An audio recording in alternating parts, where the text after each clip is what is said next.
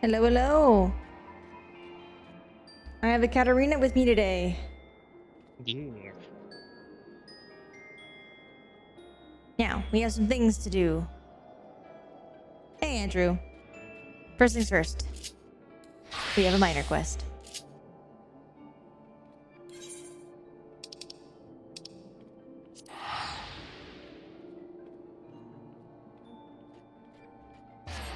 Oh, wow. Yes, extremely chill.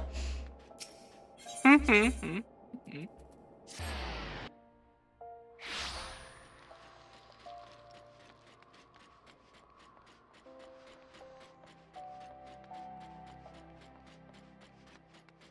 doing pretty good. Had some minor technical difficulties with the stream, but I got it fixed. I slept most of the day.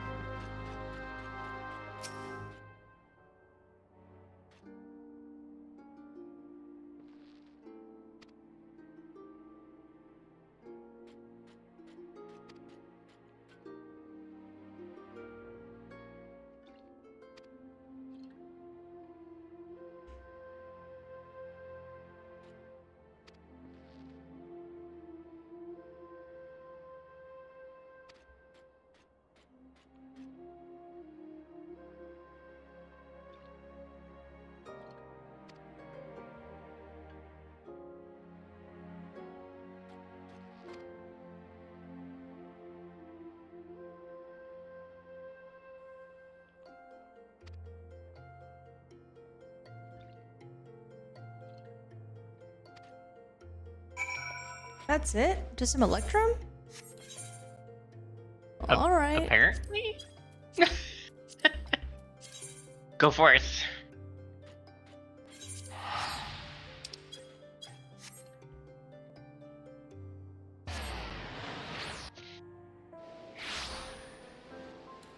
Like, I use Electrum all the time, so it's like something I get all the time.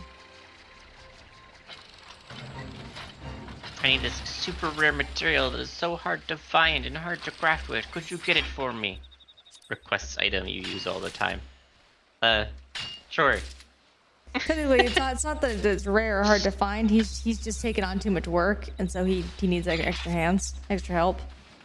No, I know. It's just I've run across quests like that where it's like, I need this material, it's super rare, and blah blah blah blah blah. And it's like, and then they finish, you know, the quest The whole outline, spiel. and then you finally get the objective, and you're just like, I use that all the time. Right? This is a common item that I get all the time. It's used in many crafts. Right? And you're just like, buddy, I hate to break it to you.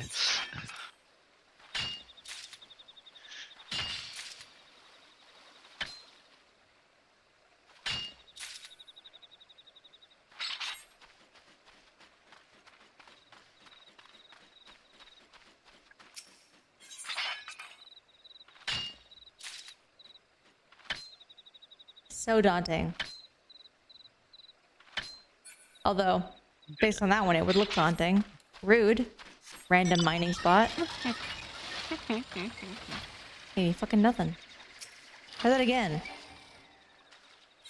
Yuna, swing better. Thank you. Good.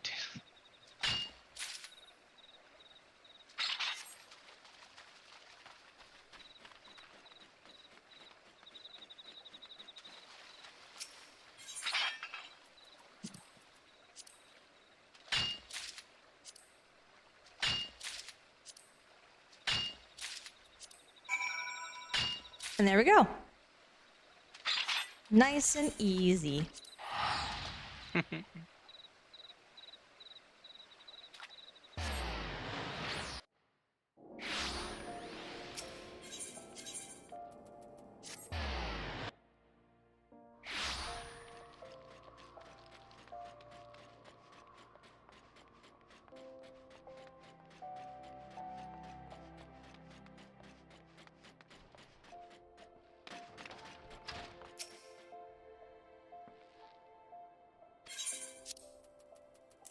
Here's your ore.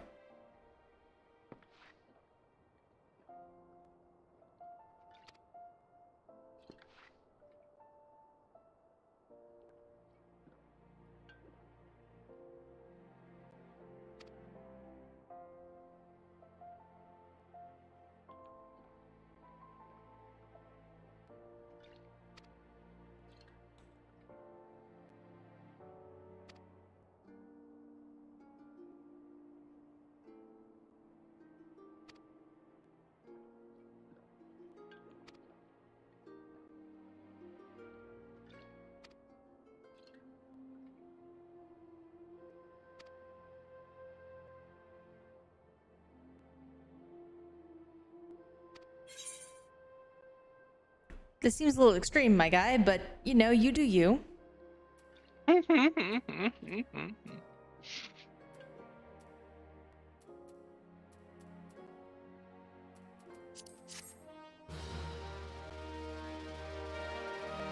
Thank you for the shirt. And the level. Huzzah. It is very yellow. We're just gonna put my tech back on.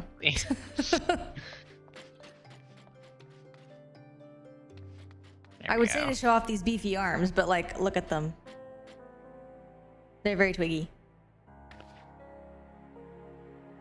But it is in fact very Yuna to be that twiggy.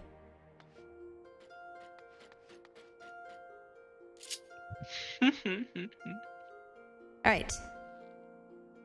Next task. To the Enclave for inventory management.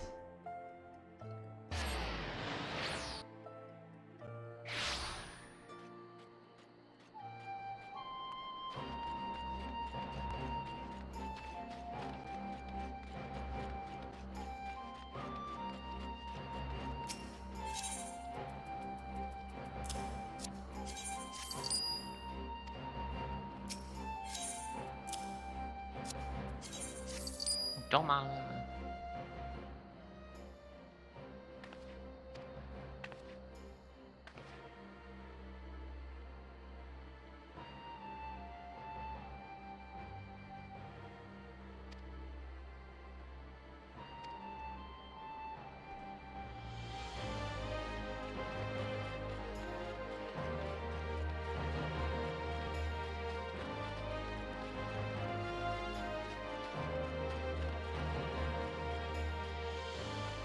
Oh my goodness, it's a real kitchen now.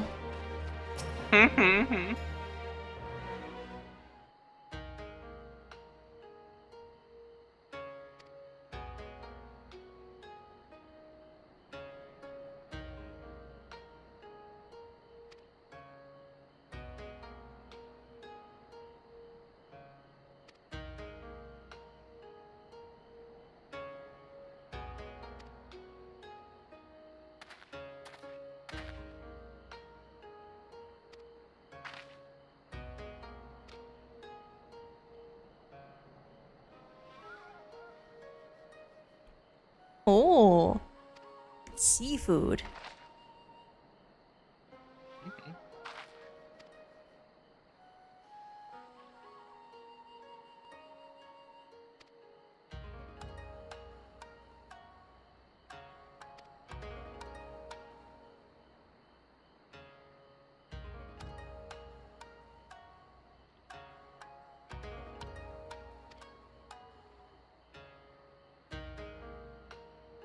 There you go, Katarina. Your kind of food. Sushi.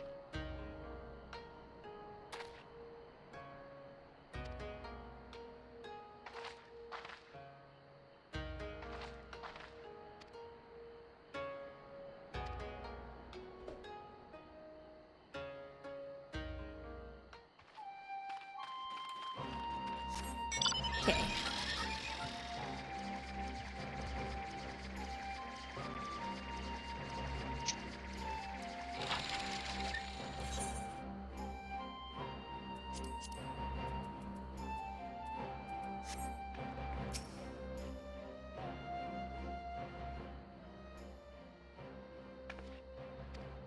You're welcome. I haven't done anything yet. Oh, have you?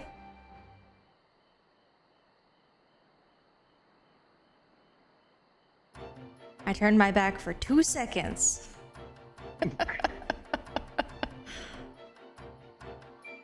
Listen here, you little.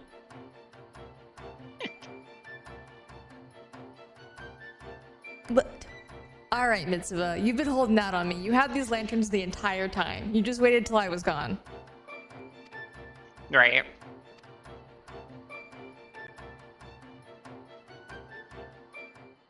How dare. Now.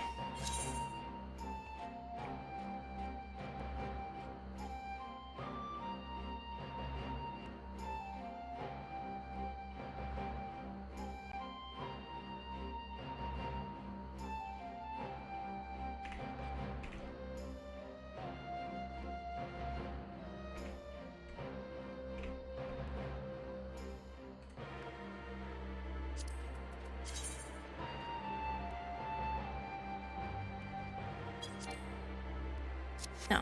Well. I was doing math game. Good enough.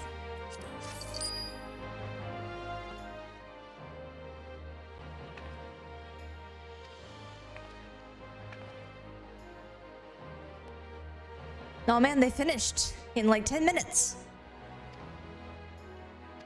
Goodness, industrious, aren't they? I mean, they gotta rebuild real quick. They're trying to make a town here, and it was a ruin before. Oh, look how nice it looks now, though. Even has tables. No chairs, but tables.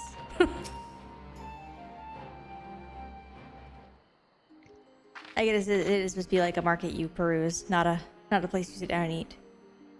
Yes.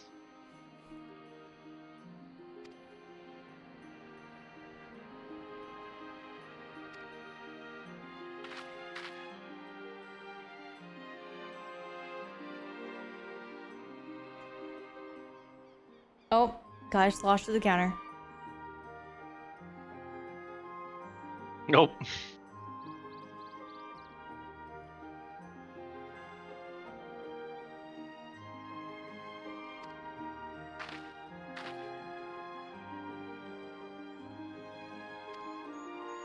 Ah, yes, I threw money at the problem.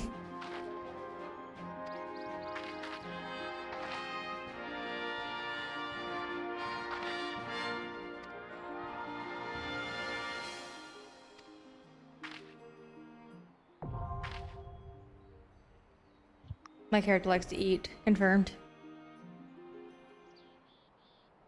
That was a full celebration for basically a sample.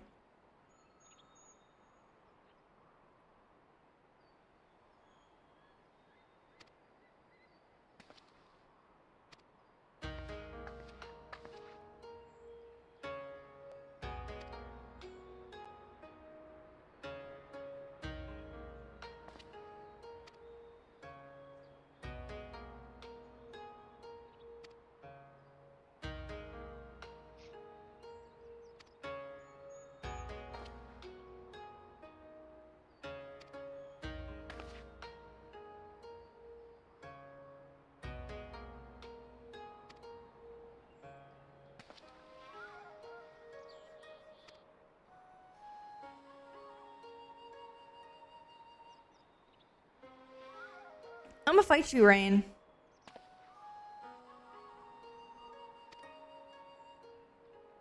You hear this? Hear this? Yeah.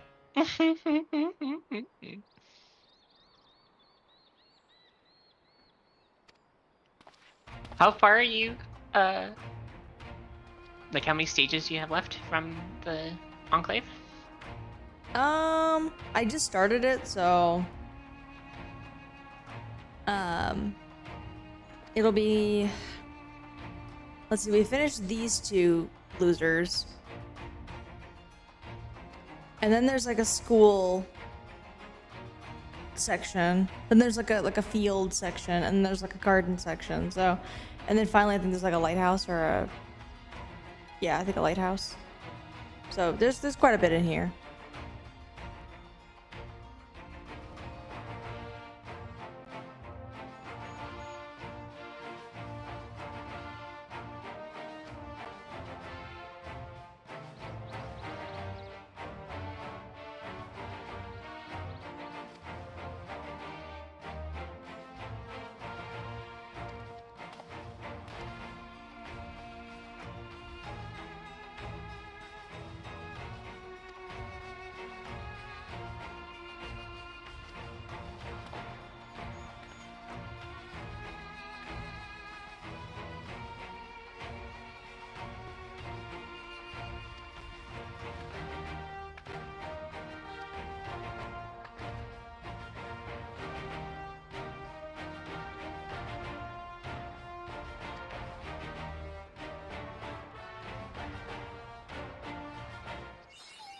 Okay.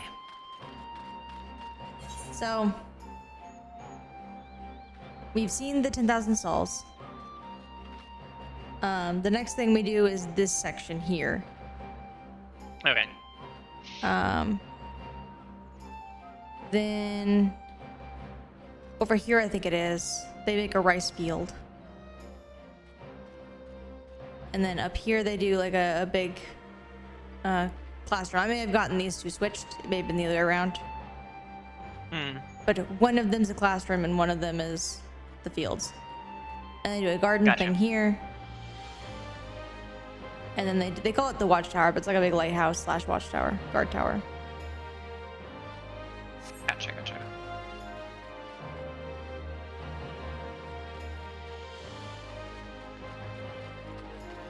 But more importantly, look, I have slots.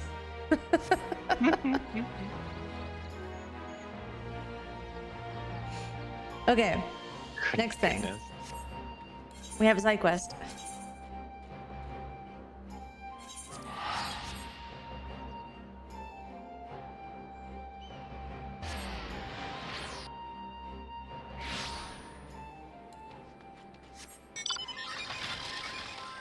I know.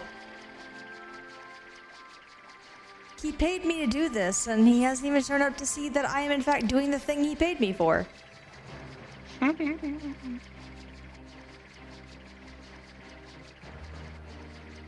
Bad employer.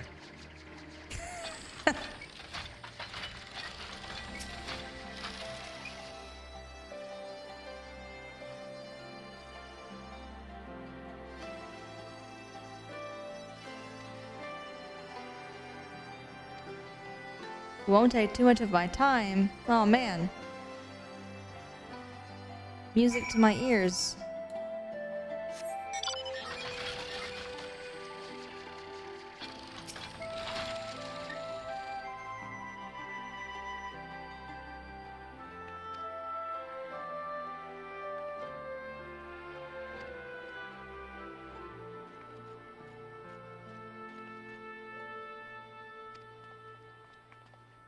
I'm glad that prophets have been good.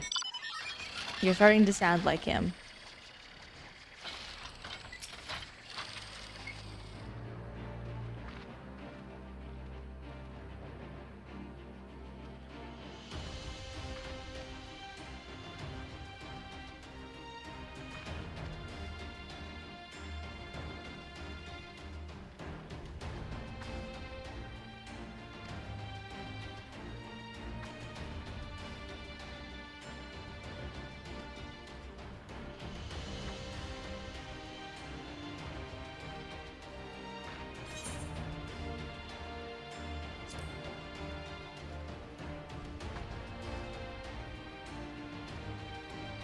Go for the eyes. Go for the eyes! The eyes, boo. The eyes. What is this one condition? I don't know how many people are gonna get that reference anyway.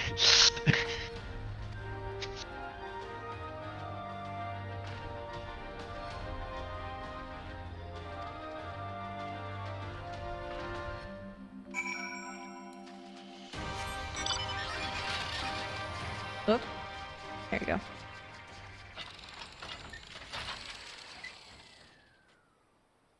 Oh, that's not gonna happen. You're funny.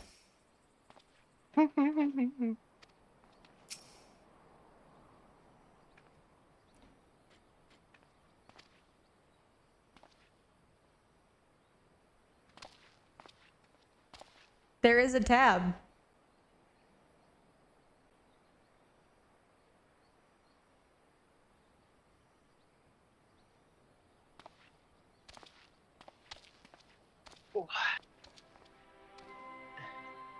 He bullies me, and then I tab for retribution.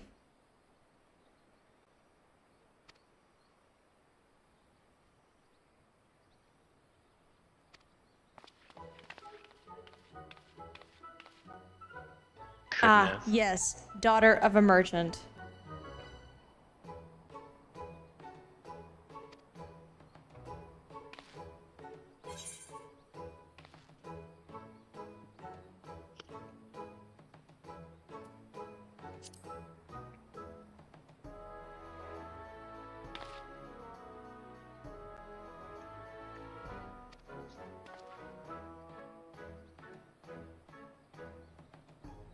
Yes, all sorts of folk.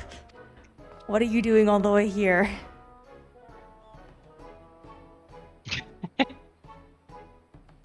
What are you doing here? How did you get the old dog guard to let you all the way out here?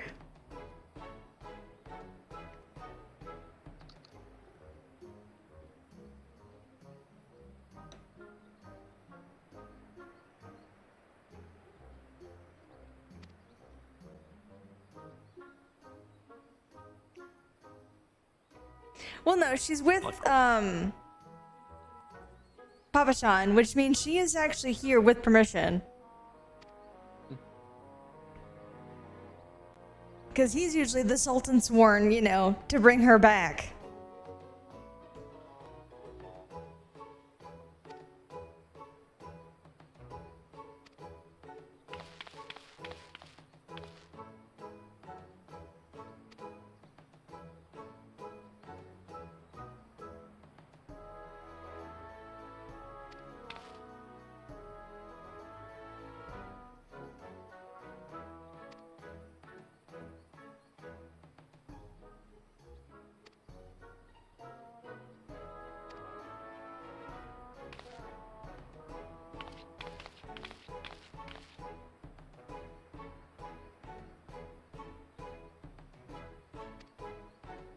Oh. You have no idea.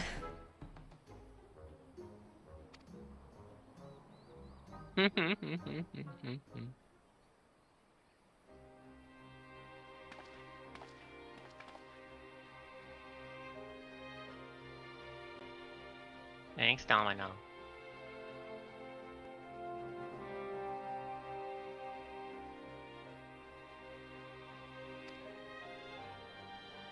So many Rogadin. Yeah, mostly Rogadin, specifically, what are they called? Hell's Guard? I think so. Yeah, it's mostly them and Highlanders. Pure Highlanders is what makes up Alamigo.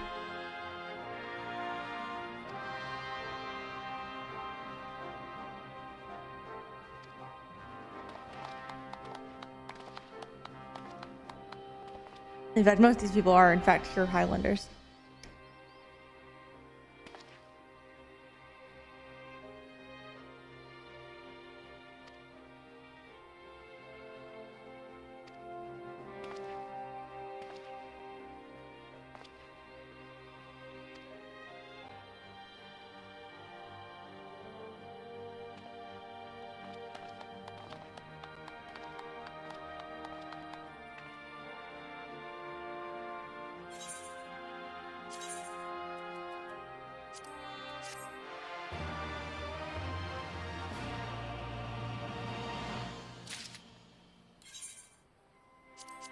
All right.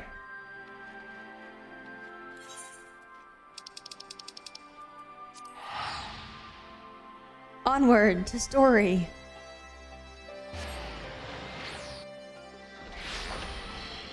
I've done all the busy work that we should have done.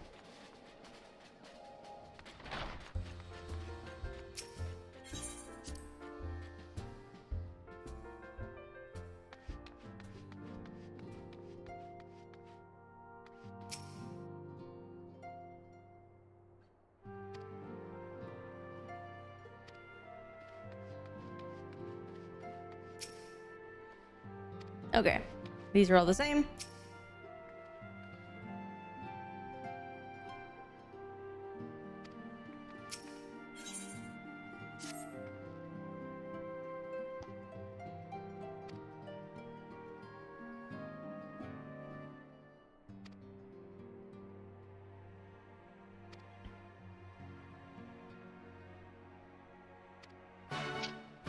Oh man, the last time I took a seat for tea was a very eventful seat for tea. Yeah. Alright. Here to take my medicine. Upon sitting at the table, several cutscenes will play in sequence. No! It's a trick. They're going to murder you. Right?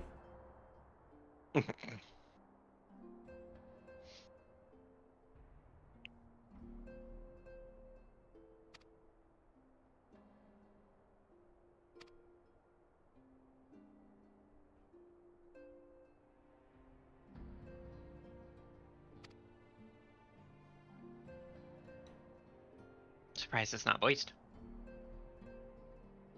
Probably because our role in it is pretty low. These several cutscenes playing in sequence will be a little later.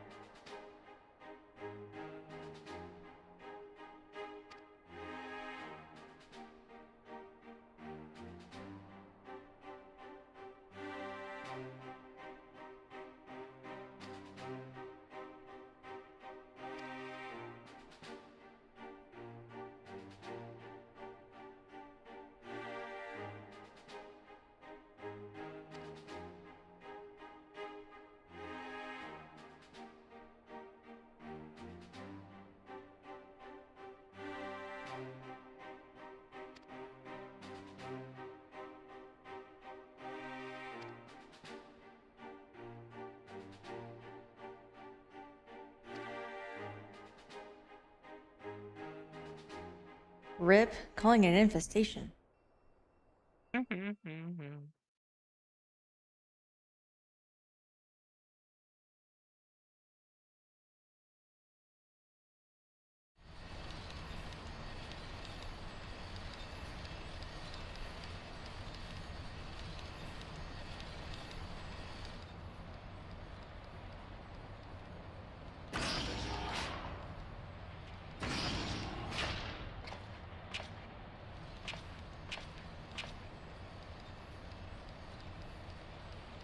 Maybe it's not voiced.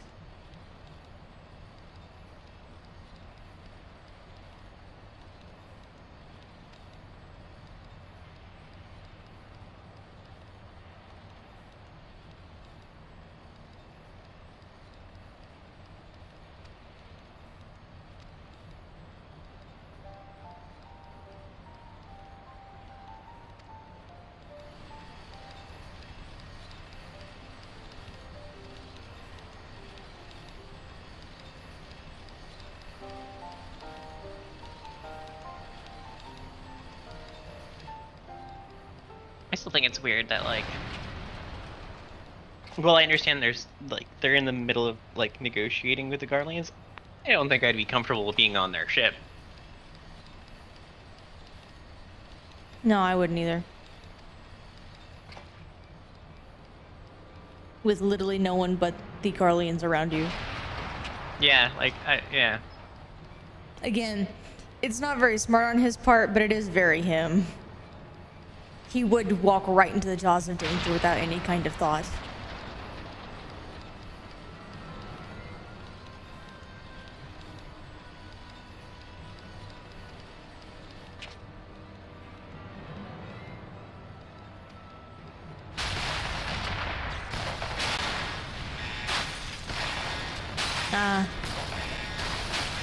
These people were never intended to get back home.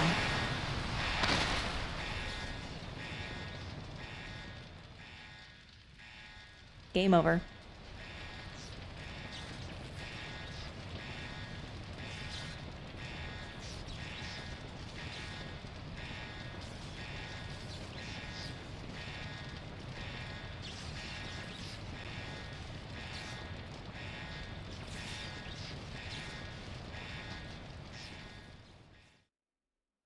Prissy boy should have known better.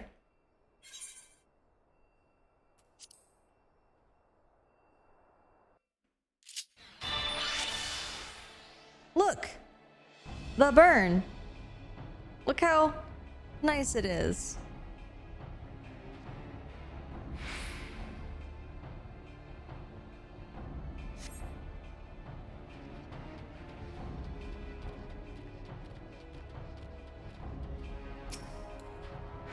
That's physic. Goodness.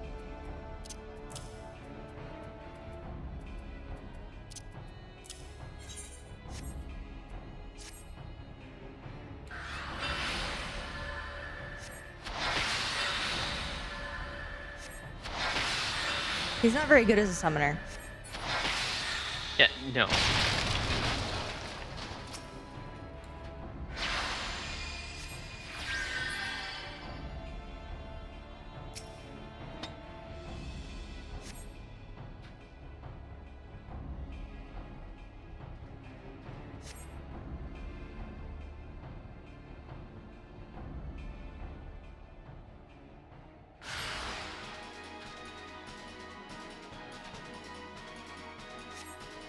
Well, they have confirmed that these people are in fact Garleans. Come to kill their own countrymen.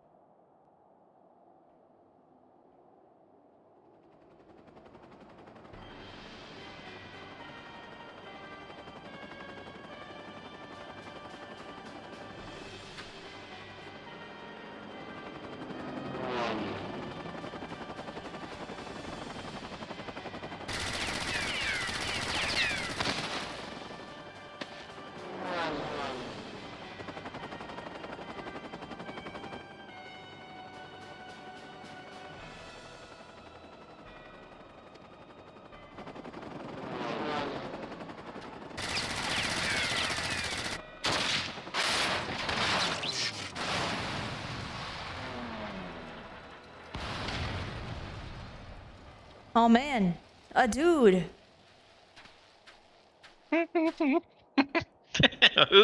Who could that be? I mean, technically, we never actually saw the guy, so nah, who could that be? A dude. All we know is he's Garlean. I mean,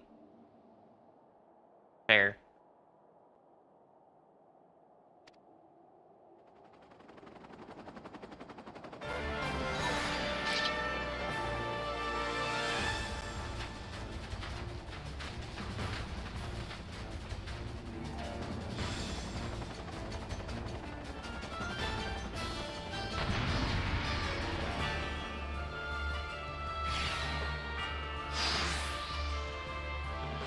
They better have left my stuff alone. They did. Awesome.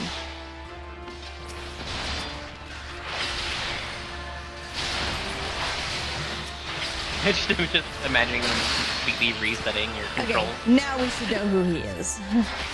He did the thing. I was gonna say, he did the thing. We should know. Yeah, I recognize that fighting style. Yeah.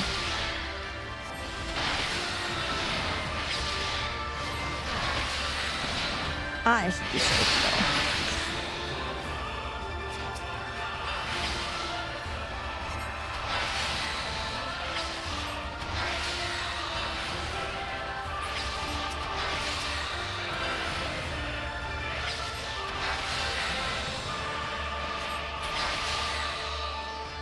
Wow.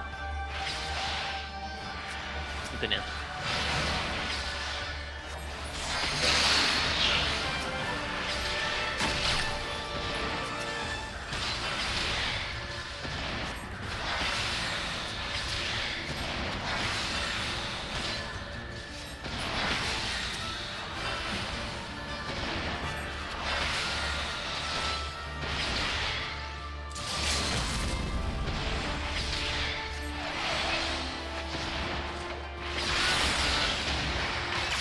That's pretty funny. They probably couldn't code it to have his book, so they just gave him the typical staff.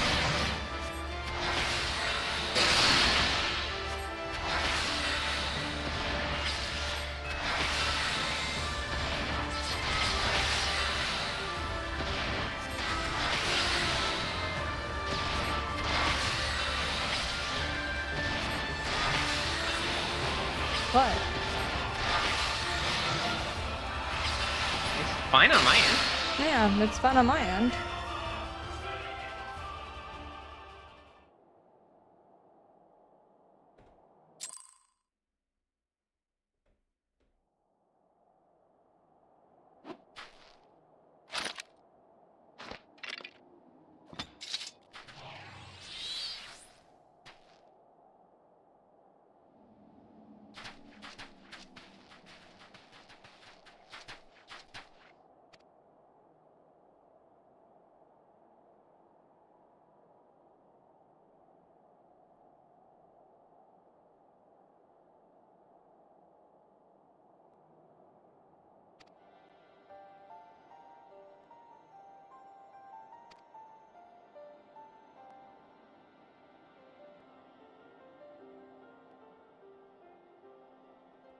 That's putting it very lightly, but okay.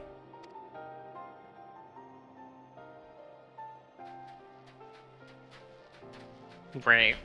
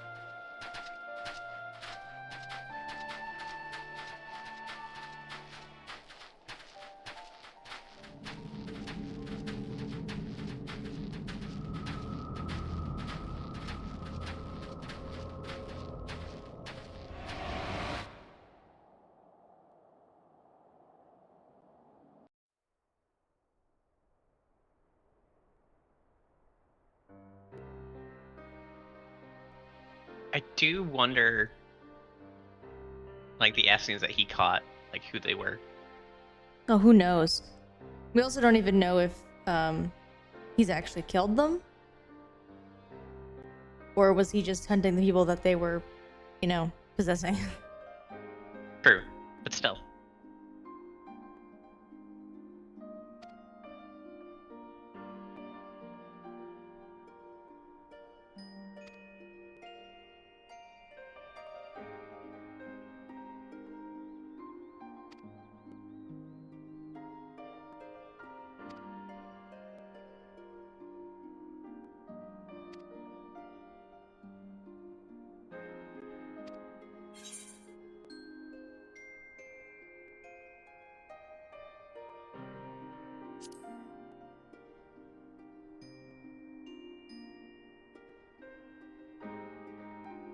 Also, like, there again, we're not given the option to kind of stick up for her. It's like, no. Either I go or Thanker goes by himself.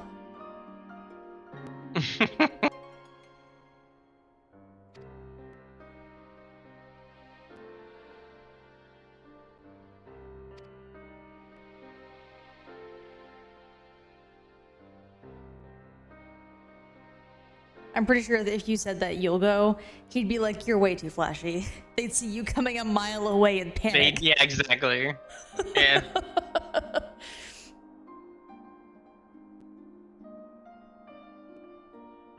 I don't think our character even can be sneaky, just because everyone knows to look out for the Warrior of Light.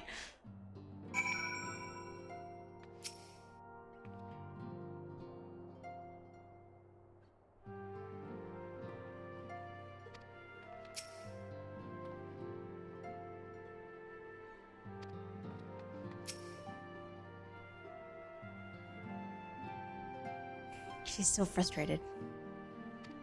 So upsetty.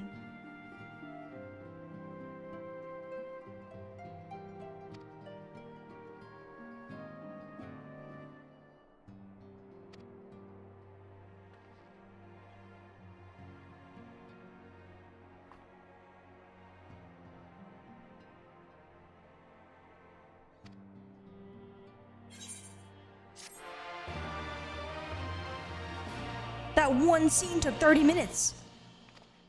Yeah, it did.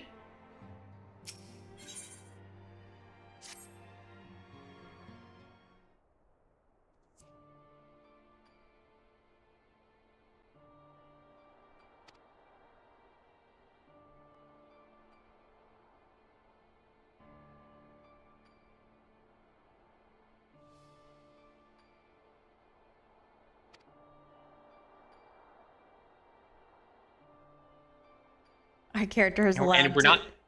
Hmm? I said, and we're not even done with the cutscenes. I know. I see no credits. Although I like that our character can now arch one eyebrow at people and be doubtful. Right. Great character progression. Hell yeah. I love how they make her more expressive, or him if you play a male.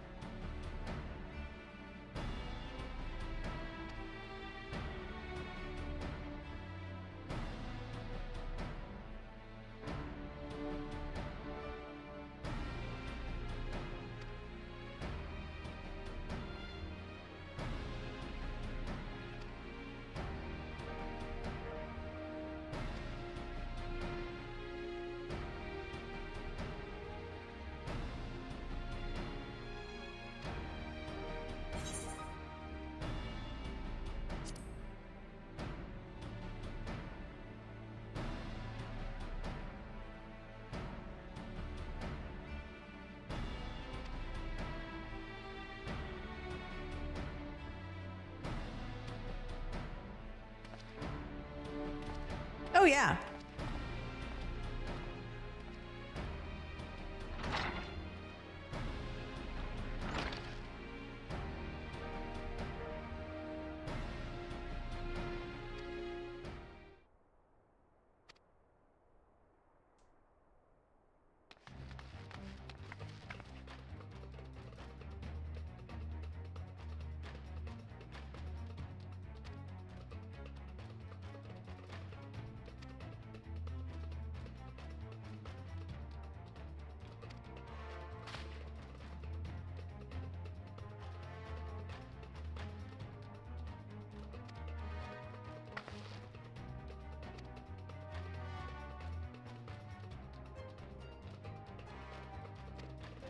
Two birds, one stone. Let's go.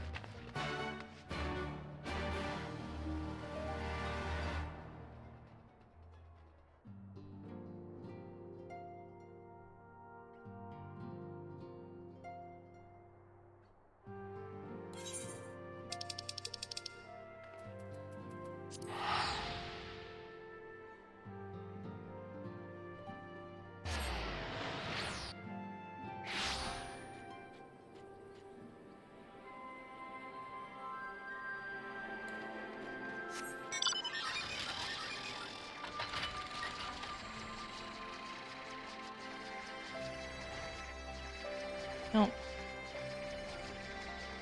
There it is.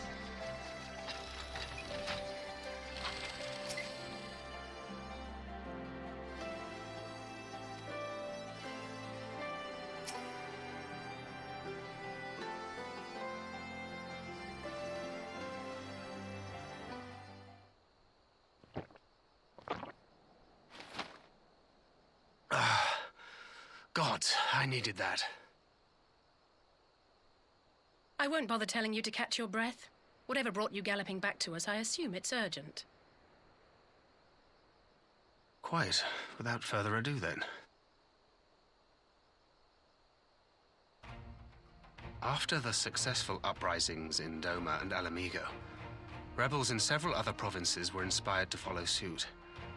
Unfortunately, they did not fare quite so well. The Dalmascans paid the heaviest price. For their defiance, the Emperor made a show of razing their capital to the ground, prompting many of their neighbors to abandon thoughts of resistance.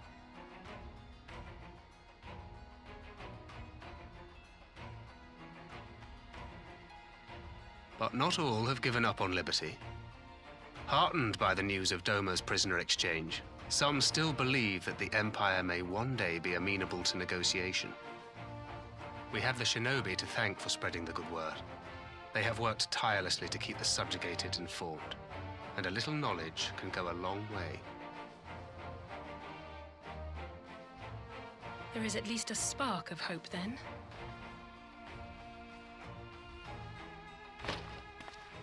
A spark in want of kindling, yes. The Alliance has already begun supplying materiel to resistance movements abroad, many of whom would otherwise struggle to continue the fight. The support effort has been led by the Sultana and the Elder Seedseer, who have both seen enough Alamigan refugees to know the consequences of oppression. And for their troubles, they have quickly earned a reputation as folk heroes in certain corners of the Empire. That is all for the provinces. As for the Garlean motherland itself, our friends the Populares have suffered something of a setback, I regret to say. Talk is rife that Doma has summoned a primal, and the Empire's more liberal voices are being drowned out in the fearful clamor for retribution. And who do they think orchestrated this summoning? Oh, any but those truly responsible. Xenos has seen to that. Speaking of whom, the Crown Prince is recovering remarkably well. Well enough, in fact, to enable him to personally tour the provinces, putting the fear of the Emperor into the hearts of any would-be dissidents. He walks in plain sight, and none suspect him. Then it's as we feared. Yes. An Ascian wears his skin.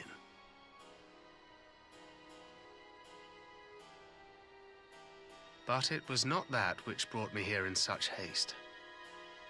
During my time in the provinces, I learned many things. Yet at no point did I hear any report of a Doman emissary in the capital. But Alphonse should have arrived by now. Could they be holding in there in secret? The possibility did cross my mind, but I have reason to believe he never reached his destination. As you know, Scions assigned to covert operations, such as Riol and myself, are issued special link pearls for communication in the event of an emergency. I mention this because it was originally Alphino's task to coordinate the response at headquarters, meaning he has one, And whose voice should I hear when mine recently crackled to life? You spoke with Alphino? Spoke with? No. I but heard his voice, and none too clearly at that. 2 words were all I could make out. The burn. The wasteland on the edge of Otherd. Something must have happened to them there.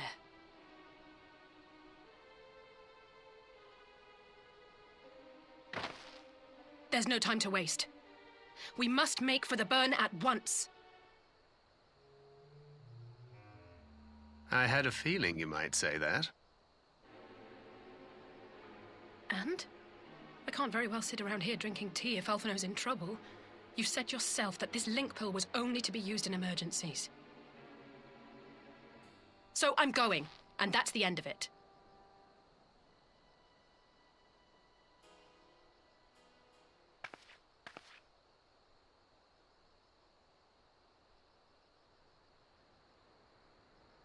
Oh, far be it from me to change your minds.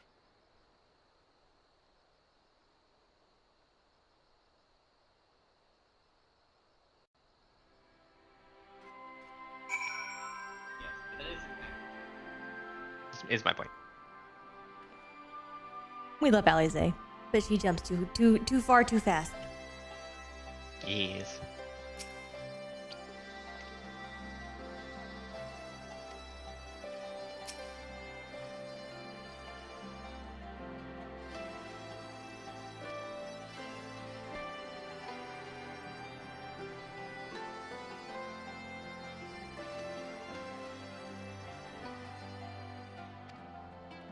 Oh man. I just remember what we're about to do. Heh.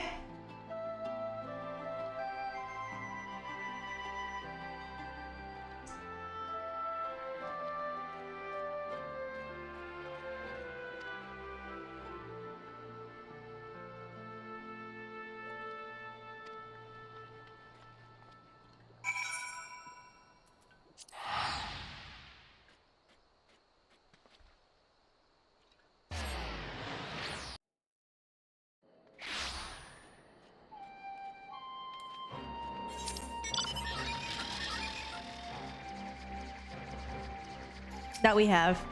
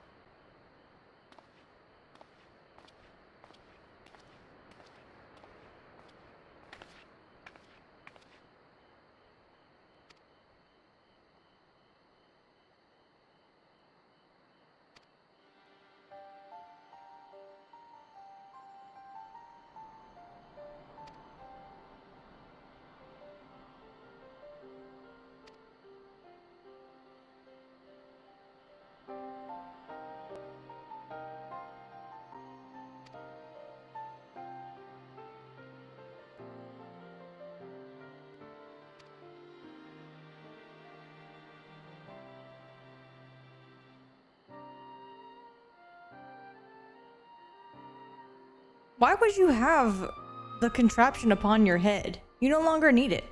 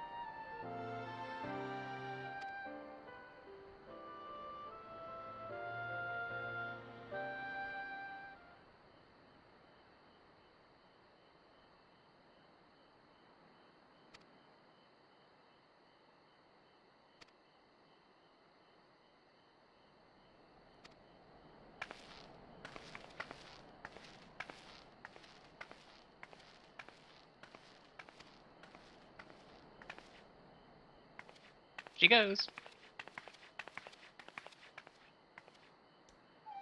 Listen, her brother's in trouble. I know, but still, it's just like, and away she goes. Mm-hmm. What will be the person who gets in her way at this point?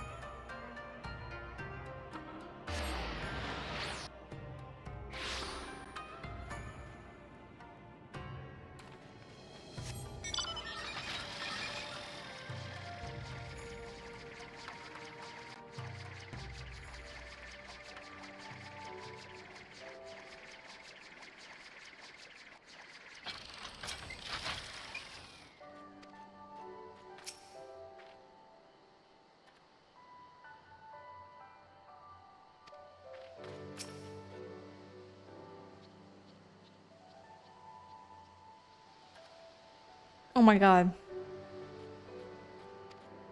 She would just destroy it.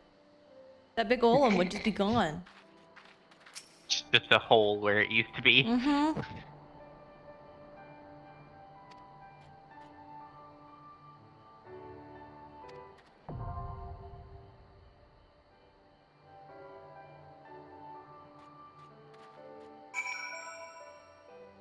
Who would like to join me on the burn?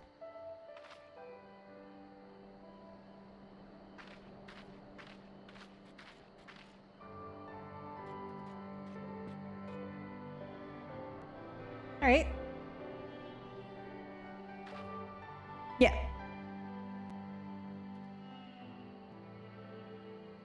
If you would like to. I believe she was very clear that she wished to be involved. But I also have not seen her, so...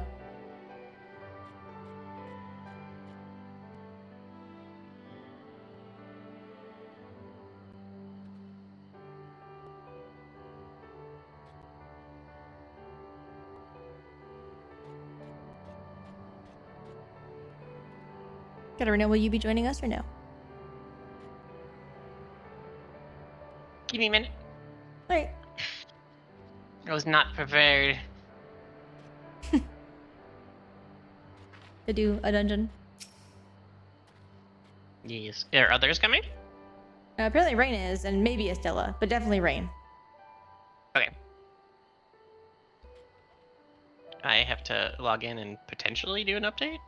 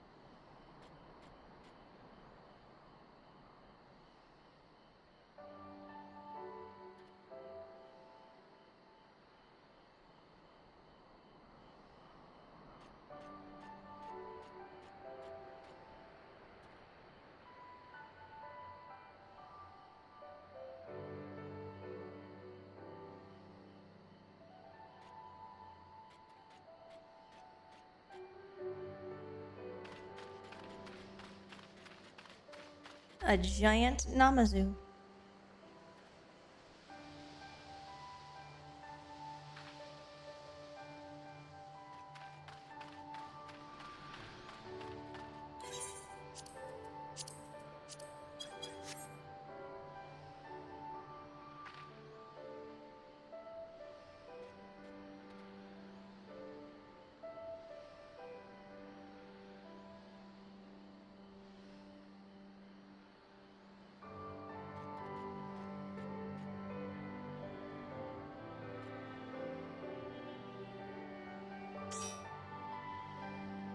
Oh-ho! I have arrived. Woohoo!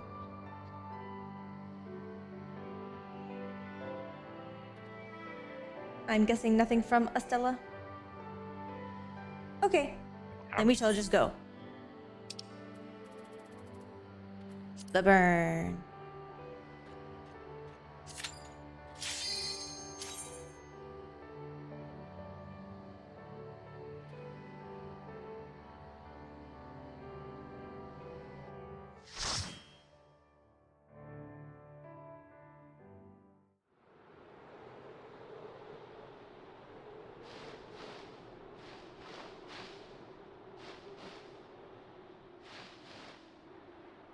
Make ready, friends! We are come to the burn!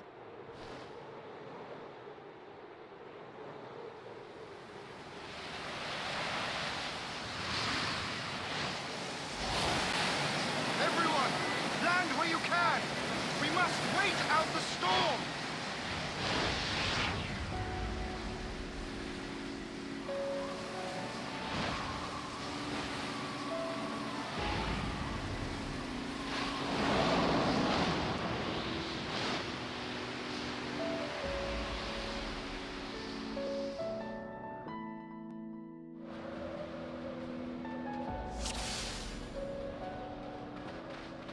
Rain is very pink.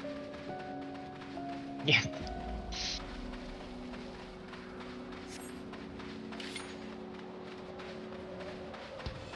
And away he goes.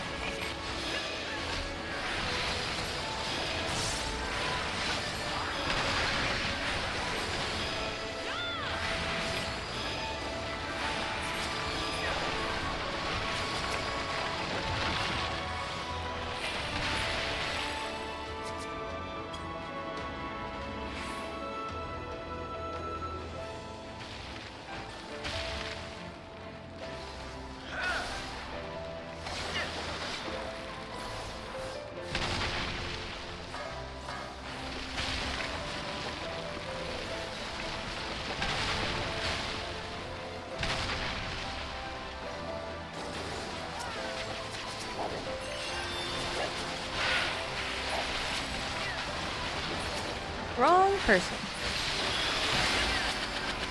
Hello? I put Divine Medicine on, not my tag.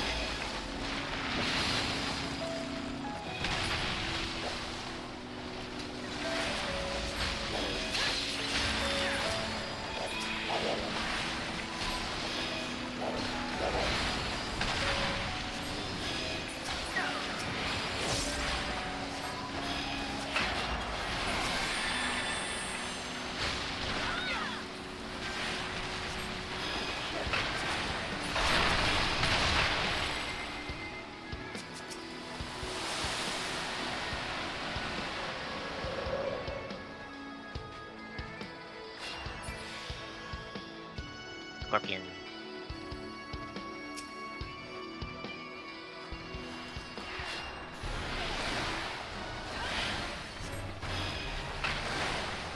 Watch me not remember any of this fight and screw it up. It's fine. We're all just chilling.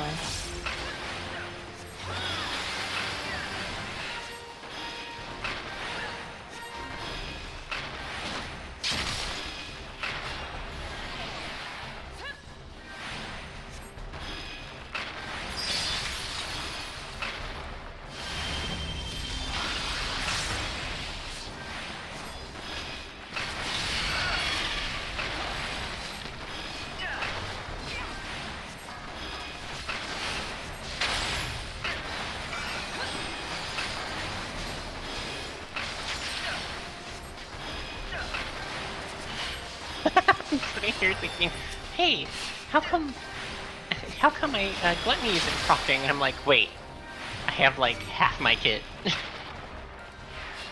Oh, I forget what this does.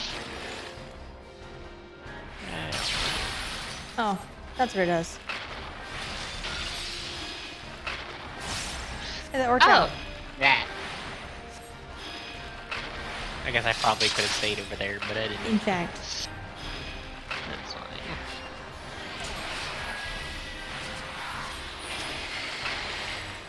Forced train him over, but...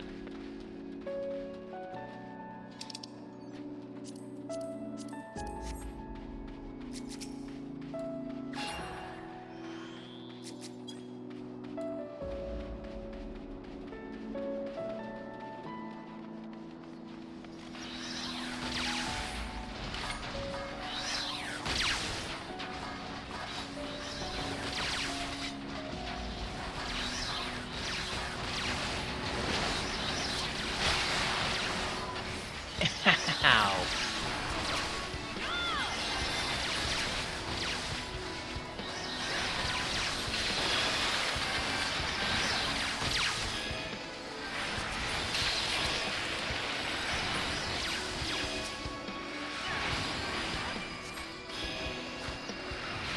I guess that's what I get for standing in puddle.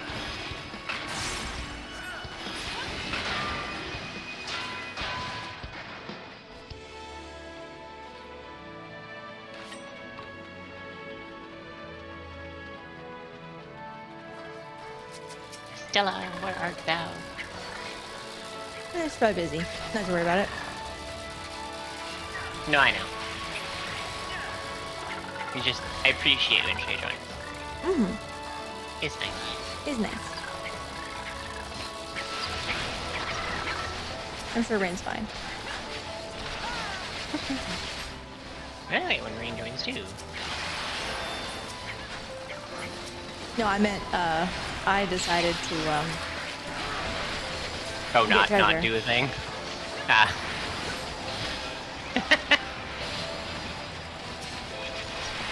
I'm sure Rain will live. I'm sure Rain will be fine.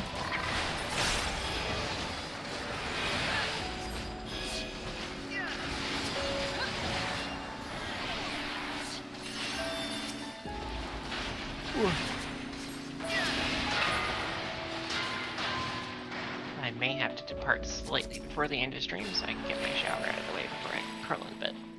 Oh. I said maybe. Depends how late you intend on taking stream tonight. Just my usual plan. I don't plan on doing what I did yesterday. Ah, That okay. was Rain's fault. Or not yesterday, but the day before. Last stream. That was Rain's fault. Yeah.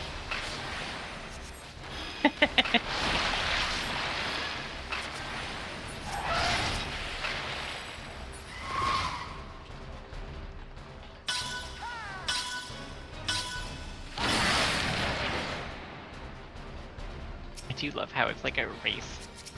3, 2, 1, go!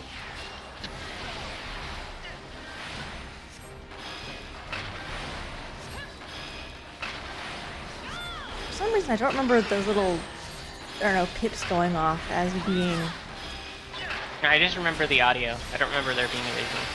I don't remember there being a visual. I don't remember there being the audio either. I thought it was literally just, you had to see that the one was broken. The broken one was there. Yeah. I could be wrong, though. I remember the audio. The Mario Kart. That means audio. nothing though. My memory's terrible. Don't trust it. Never trust my memory. It's a lie. It's terrible. Like, I weirdly retain things that, like, don't matter. But, like, if it's something really important, don't trust my memory. Just don't. But if it's something that's absolutely unimportant to anyone whatsoever, it's probably I right. got you. It's on lock, she just said. Yeah, I got you. I got you, fam.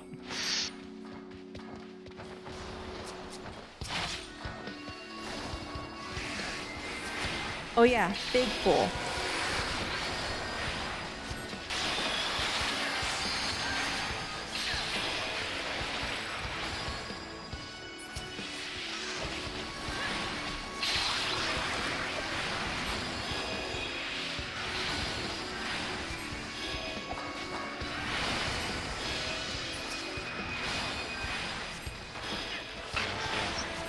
Four-legged scorpion. Less big pool.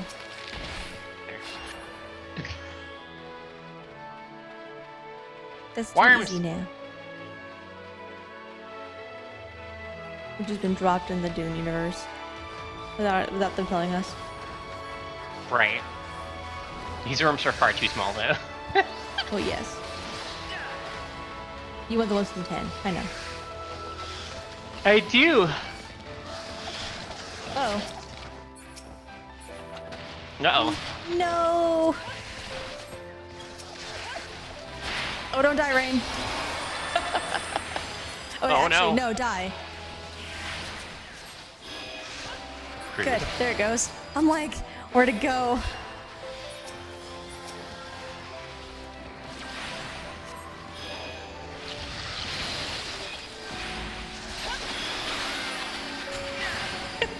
I nearly killed Rain for treasure.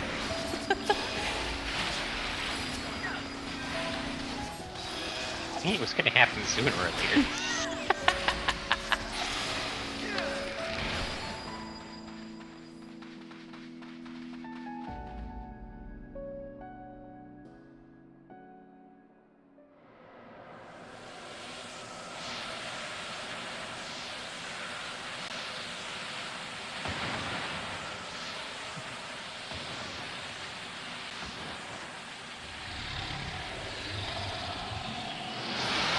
I now understand this reference, whereas before I didn't.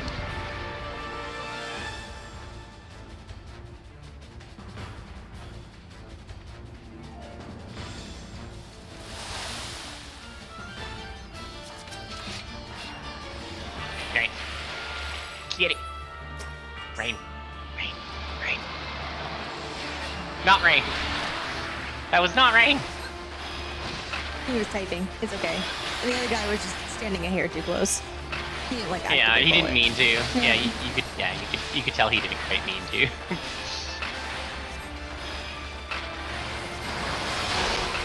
I'm being snarked by Rain in the chat. I want it to be known. It to be known.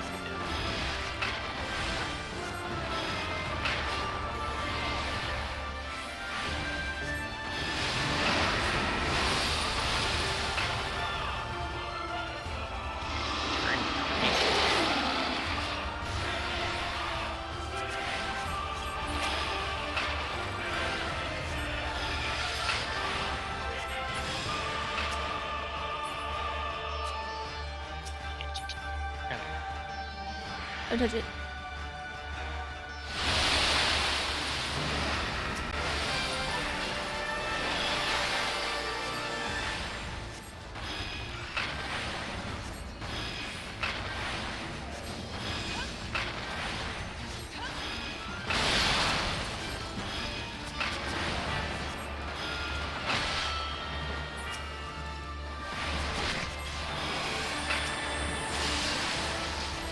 Are you worried about being frostbit? Why? It's gone. Oh.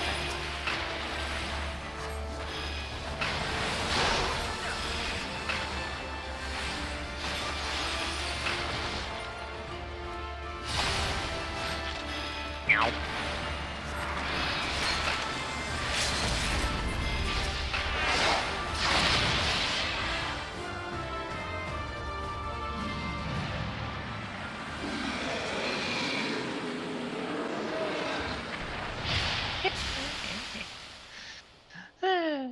I got the player comm.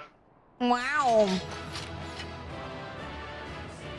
It's because of my impeccable styling. I mean, yes.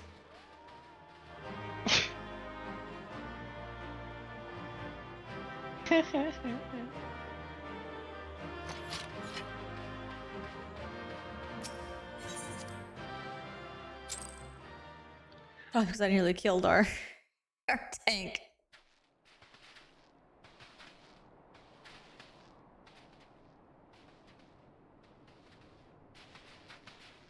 Between contending with bloodthirsty beasts and sand in my every conceivable place, I'm quite ready to leave this wasteland.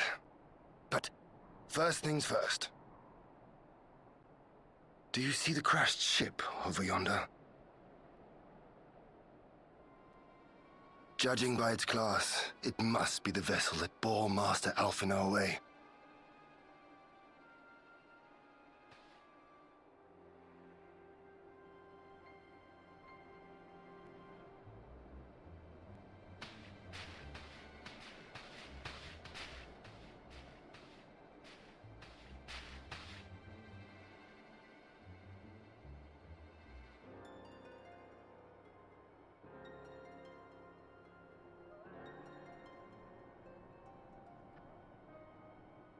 War Machina.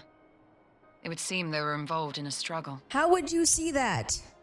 There's no ether there for you to see. There may be clues. We should split up and search the area. No. So it's not a glaring plot hole in the story. No. There's no sign of Alphinaud, nor of Maxima and his people.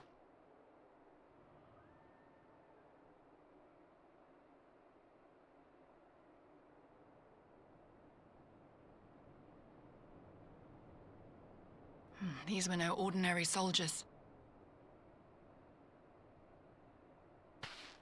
Over here!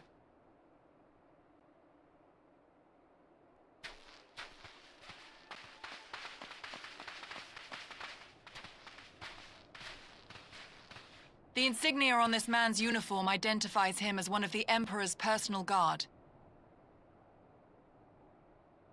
Hand-picked soldiers, answering only to the royal family.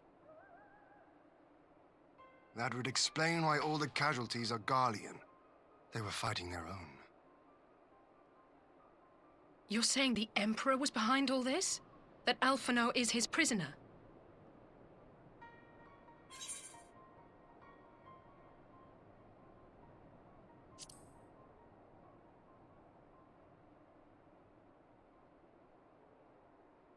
Aye, we must not jump to conclusions. Besides, Alphinaud is more than capable of looking after himself, is he not?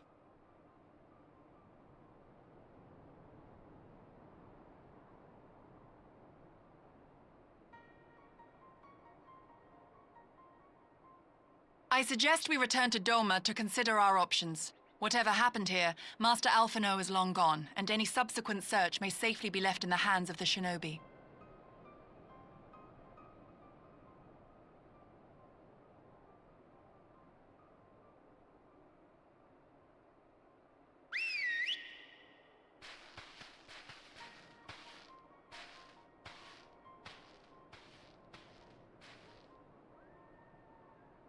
Where in the world are you, brother? If you die on me, I will never let you hear the end of it.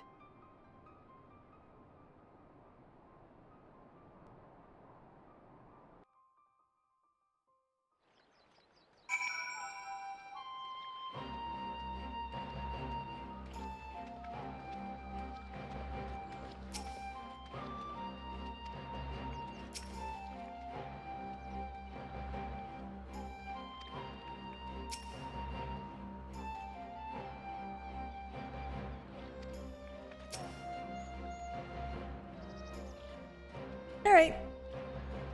We didn't wait anyway.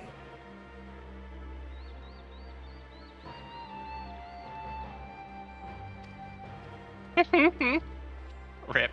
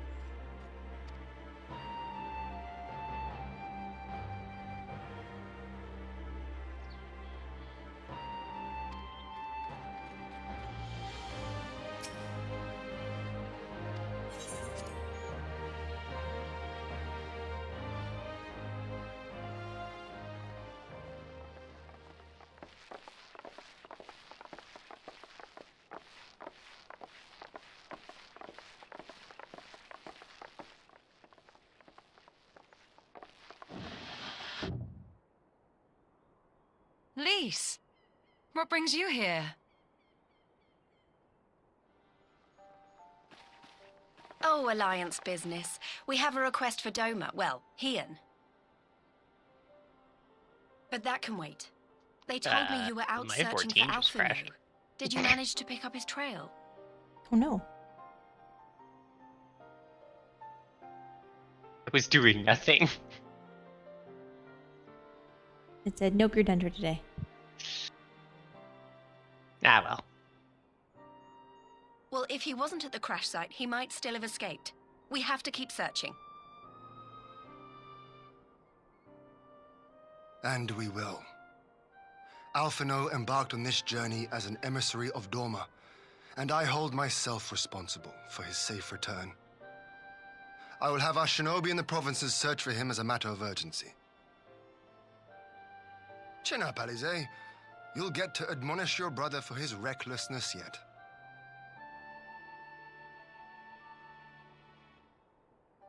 Well, someone has to do it.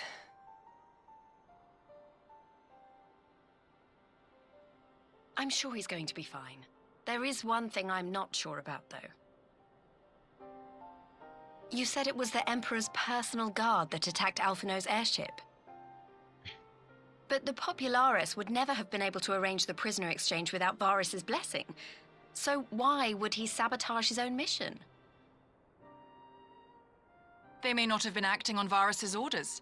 The guard answer not only to him, but to his family, the Crown Prince included. When Yotsuyu summoned Tsukuyomi, Asahi was quick to proclaim that a dormant citizen had violated the terms of our agreement, that the negotiations had failed.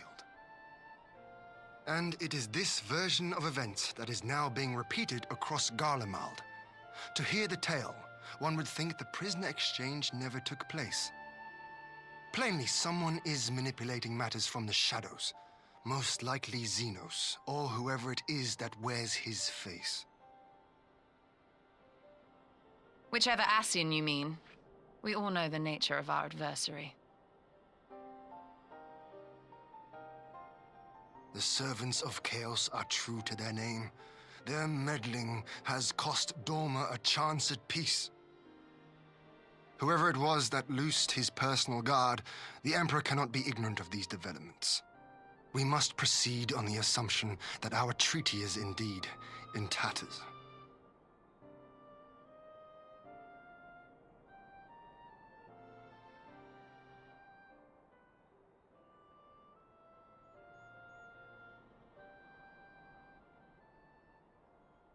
But come, Lise.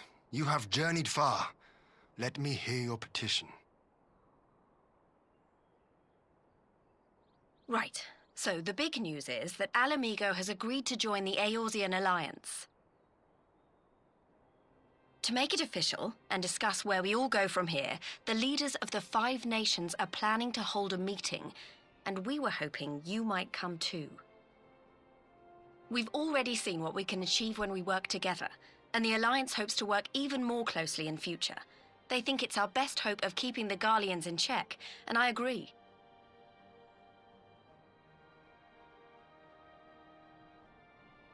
As do I.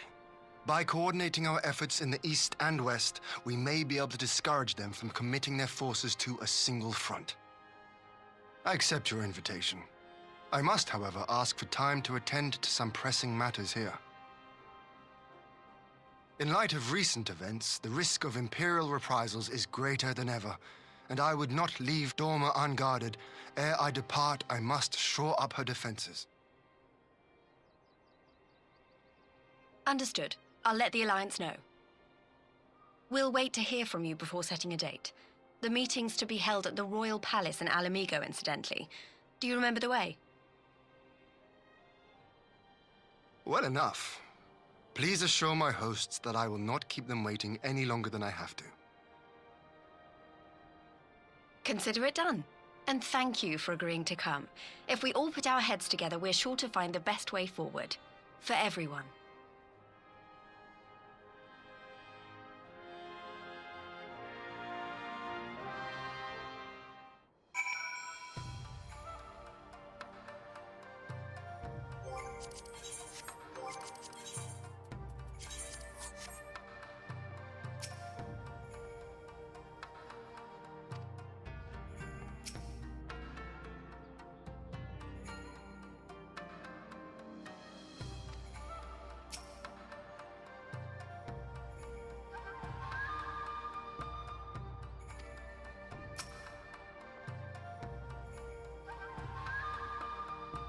Yeah.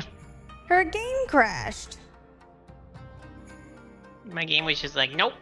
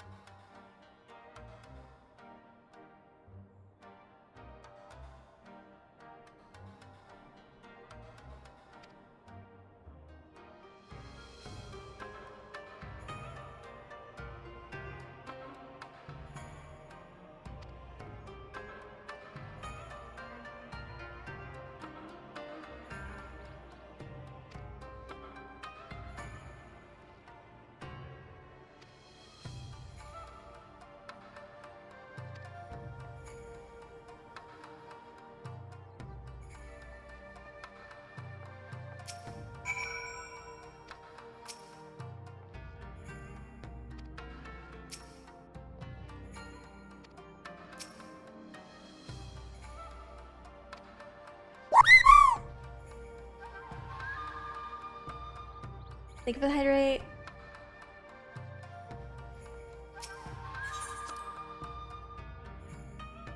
Wait.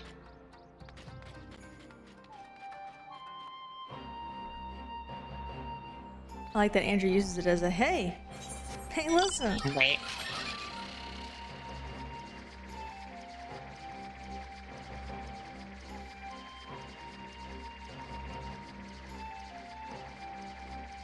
The Navi call. I'm never putting that on this stream. I'd want to kill Don't. everybody who used it. I had it for a while. Don't do it. The trap.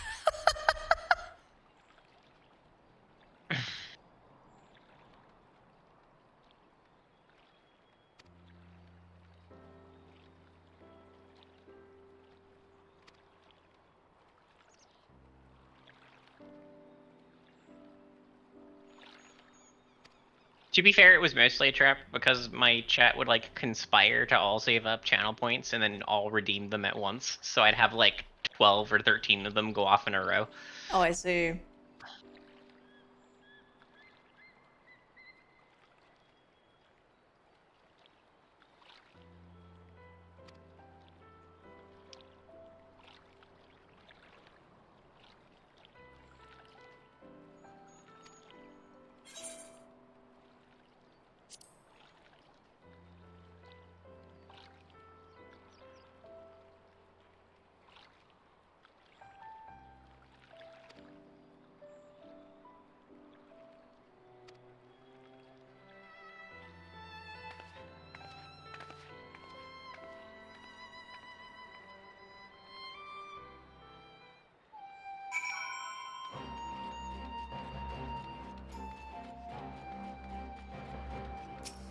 Oh. What is she asking you to do?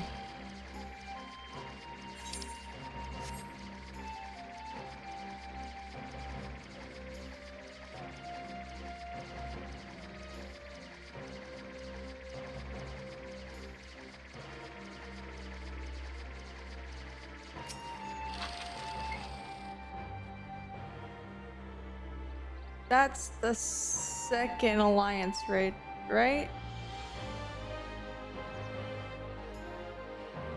Okay. I was like, I know that name from somewhere.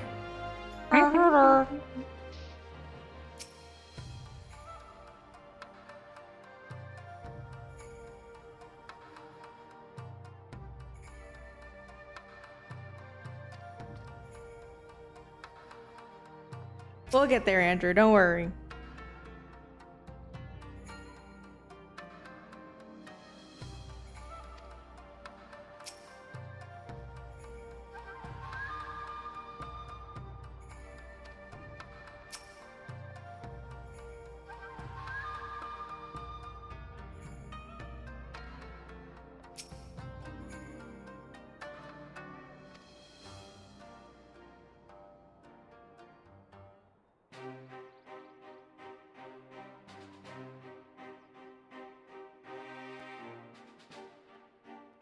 You can certainly try, Andrew.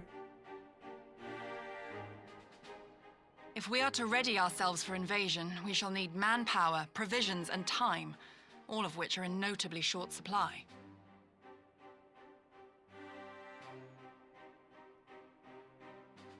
Candid as ever, you giddy.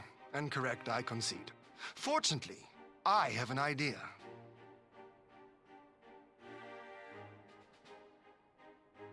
"'Tis plain no single nation can stand against the might of the Empire.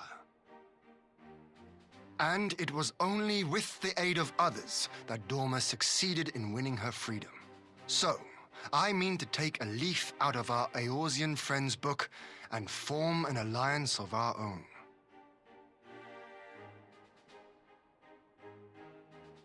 In addition to those with whom we already share an understanding, I would reach out to Hingashi and Suinosato, and further afield to the myriad peoples of Nangsha and Dalmasca. I am under no illusion. Not all will answer the call. Yet disparate though we may be, we are united in our desire for freedom.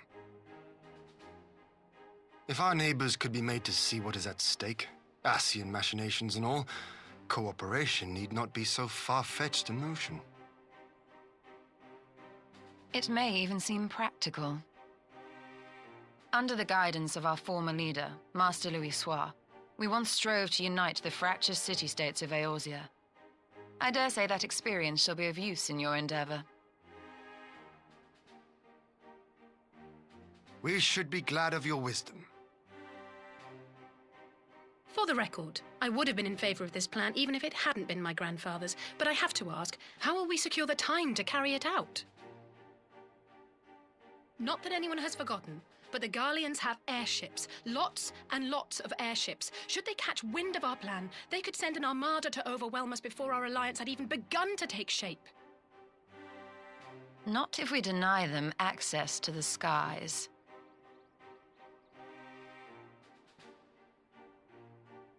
During our time in the Burn, the Warrior of Light and I chanced upon some Allagan ruins. Oh? As such ruins go, they were not particularly unusual, but something about the surrounding land struck me as odd. Faint though it was, its ethereal residue was uncannily similar to that of Azizlar. Identical, in fact. For locations so far removed to share a single etheric signature is all but impossible. I conclude, therefore, that the Allagans created the floating continent with land taken from the Burn. While that is a most intriguing theory, I fail to see what relevance it has to Dorma's defense. Azizlar was enclosed in a powerful energy barrier, impenetrable even to an Agrius-class battleship. It occurred to me that those ruins may have enjoyed similar protection. I have no proof, but the Warrior of Light did report seeing a structure resembling other known Allagan field generators. Did I? All right. But even if we could put up such an energy barrier, it surely wouldn't extend beyond the limits of the Burn. So what's to stop the Garleans flying around it?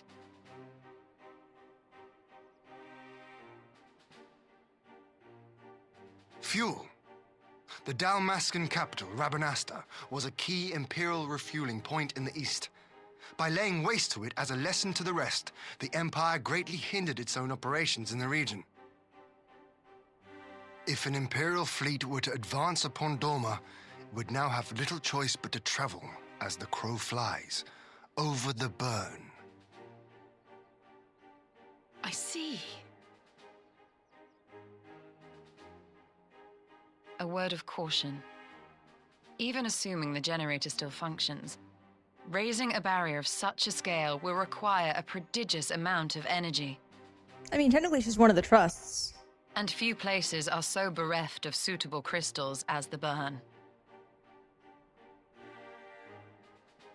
She technically could have run the dungeon with me.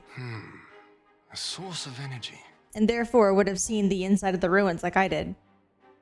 Tell me, did the Allagans make a habit of launching things into the sky?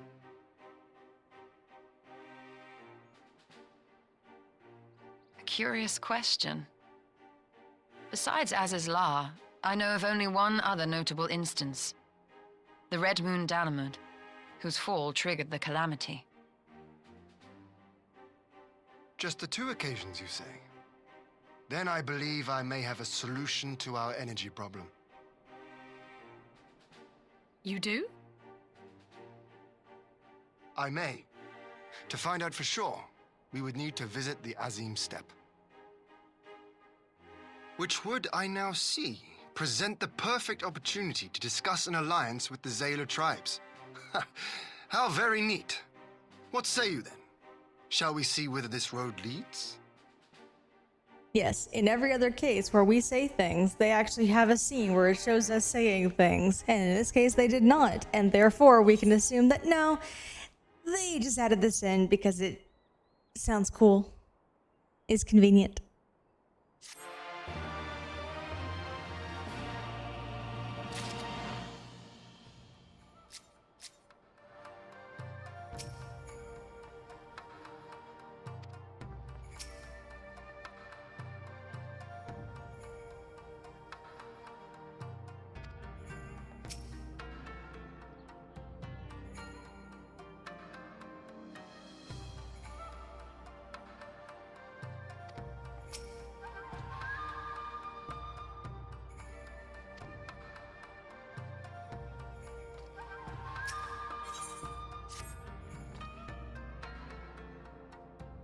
Still feel like there's a flaw in the plan.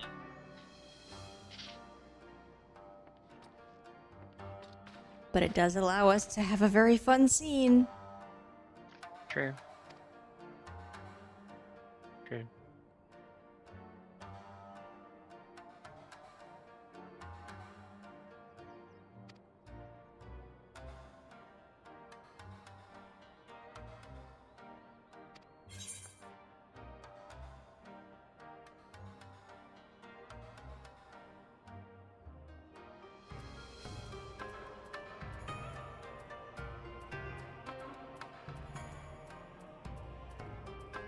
Let's see.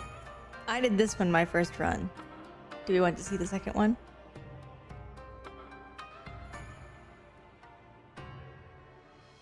Just because it sounded like I was disparaging her too much for the second one. But I think the first one is, you know, more her speed.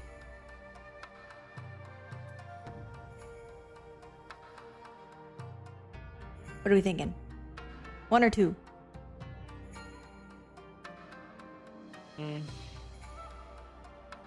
Considering she's down in the dumps over there. And is trying her best to be useful. I think 1. Yeah.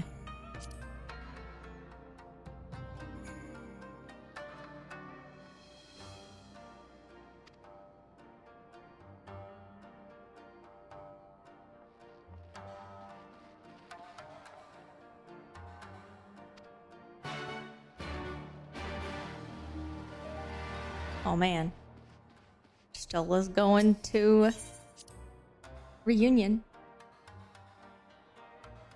To the Zayla tribes.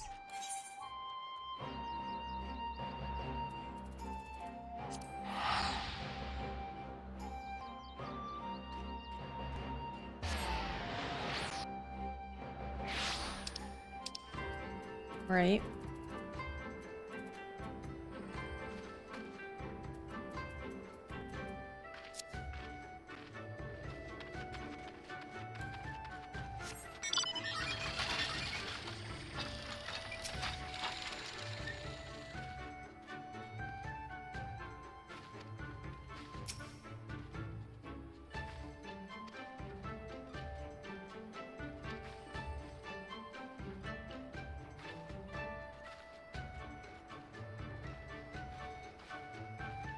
Again, we're just gonna talk as if she has vision, even though she absolutely is blind and has been blind.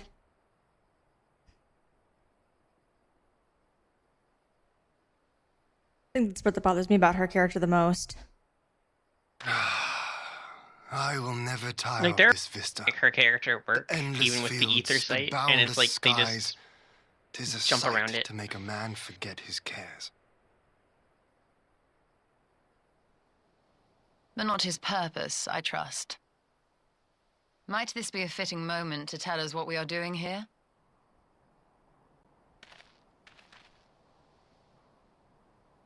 Of course. During my time with the mole, I learned some few myths of this land. One goes thus. In the distant past, when all seemed doomed, a wayfaring soul came unto the steppe. Venturing into the northern crag, he received of Nama a sliver of her essence, a shard of the shining moon, and with it clove the tainted land from the earth. The end thus averted, to these fields did the wayfaring soul return, and venturing once more into the northern crag, he buried the shard, and made unto the heavens an offering of blood.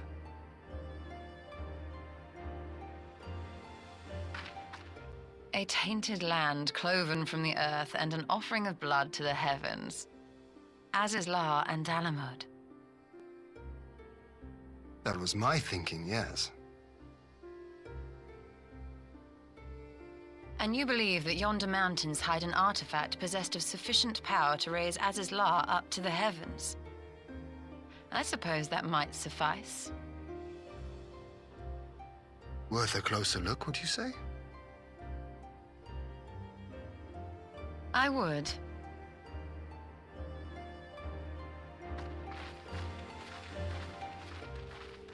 Man, Ian, you don't know how lucky you were that she even agreed to it.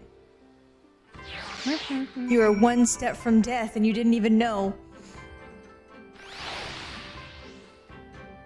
Death by 1,000 cuts. In the form of your solo words.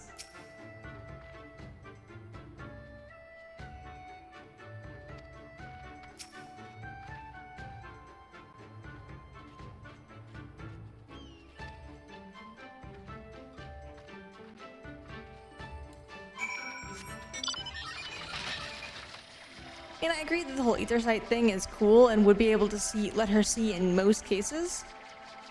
She shouldn't be able to see anything Garlean because they don't use ether in any of the construction. And she shouldn't be able to perceive anything in the burn because it is, by canon, drained of all ether, and therefore she would not be able to see anything. And I don't think this would actually even, like, really disable her as a character either. It's No. It's just strange that they don't, Like, bring it in to get attention more often. Yeah. Yeah. Because, like, they do it with Toph, too. Like, Toph has her basically tremor sense, to use a D&D term, to let her basically see without seeing. And it doesn't really hinder her too much until she's placed into a situation where you require sight. Or she's off the ground. Or if the ground itself is not stable. Like there are ways to, like, mess with her sight. But under most circumstances, she's fine. They could have done something similar with Y'shtola. Under normal circumstances, at least via the lore of most Asian cultures, every single thing has ether, including inanimate objects. And therefore she would be fine for the most part. But when it comes to specific things that are distinctly not, ether based, they should bring it to your attention. Like, again, anything Garlean, because it's a known fact of all Garleans that they can't channel ether. That's something that they just cannot do. And so anything they create would not be able to be something that she can see because they can't channel ether into their mechanical objects. Or again, in the burn, where they specifically say there is no ether here.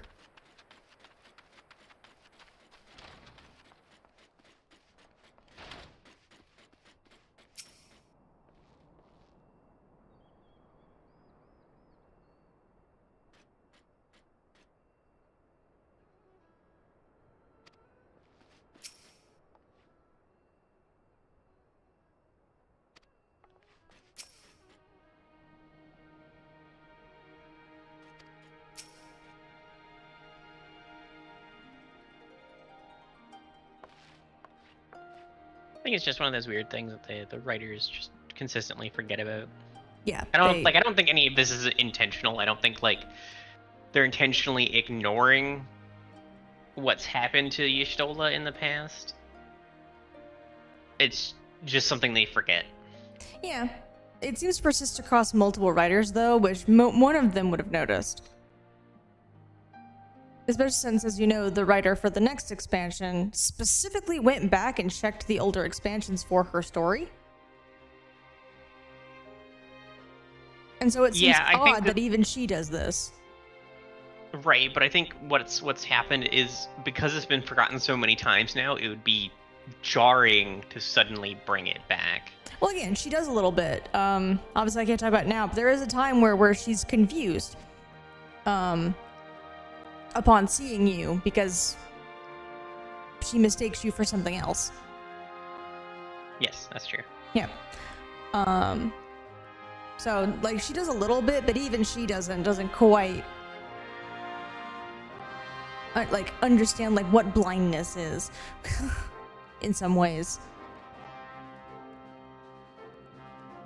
It's like they never bothered to figure out exactly how her sight works, and therefore they hand wave it, even in situations where it should not be hand waved.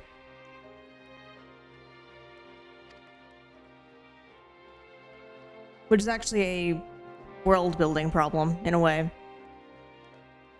or a logistics problem.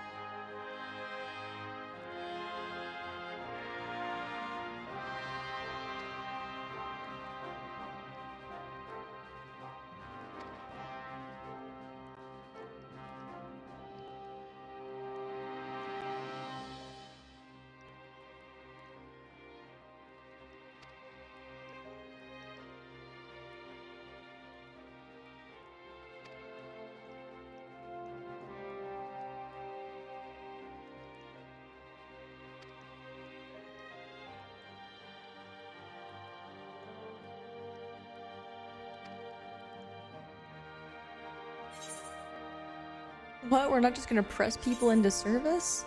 What? And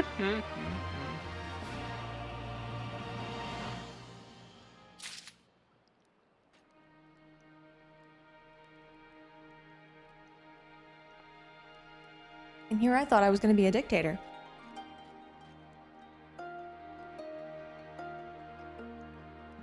As you know, the winner of the Natum.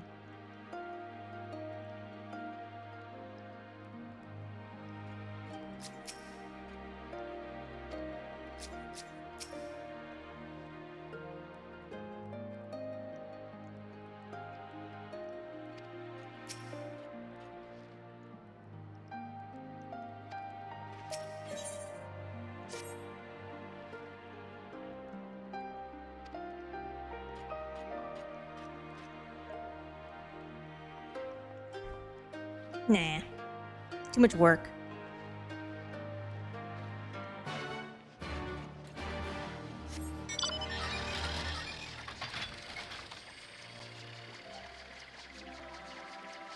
When I came in here, it was sunny.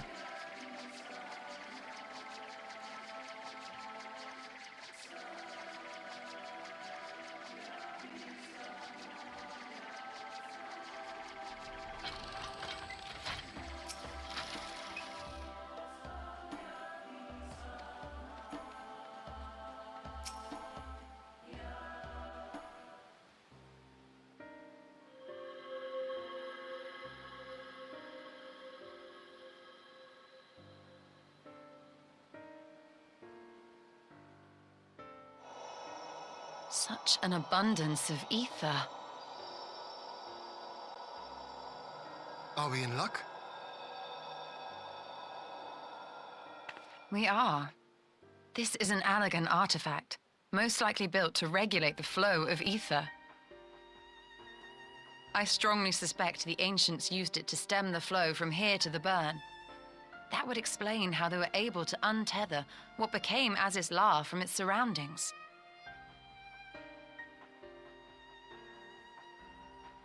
But were we to throw open the floodgates, the resultant deluge would surely be sufficient to raise our wall. And in restoring the flow, we may also restore life to the wasteland.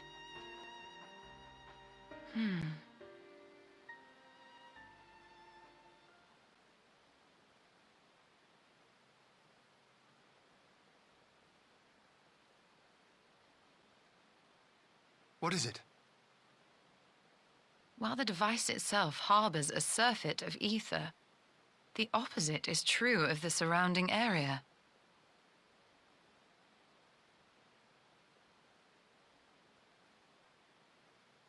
An effect of regulation, perhaps. A similar phenomenon seemed to be occurring in Doma.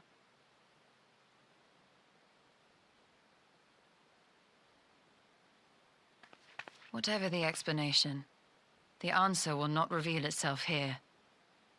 We have seen what we needed to see. Let us return to Mol Ilo.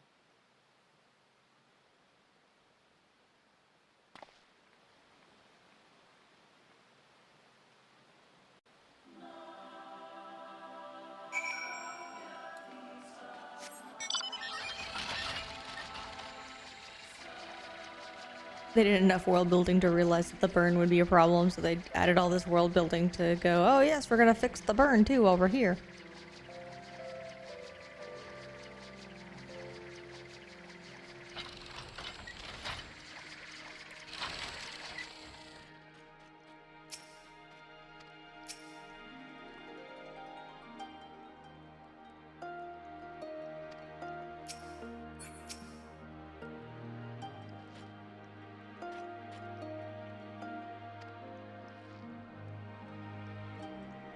Oh, to give a further explanation, Andrew. So a wasteland like the burn, in world building terms, usually means, of course they're like, oh, drained of ether because of the summonings, then we figure out it's because of that thing up there. But they've been kind of hinting that it's spreading, because most times when you make a wasteland like this, it does tend to spread to surrounding areas until something regulates it back to where it's supposed to be. And things like, regional birds and flora and stuff like that venture elsewhere, which causes issues in the surrounding area to become a bigger and bigger wasteland. So when introducing the burn to the world of Eorzea, you basically create an environmental hazard that, unless you already have like a predetermined solution to it, can cause world building issues later. Things that make the world building unrealistic is the word that people like to use, but unbelievable is the word I'm going to use. It's inconsistent with the world building. Well, it's not inconsistent because you can add it in. It's just you then have to factor in all of these different environmental factors that go into. We have this wasteland in the northern region of our continent.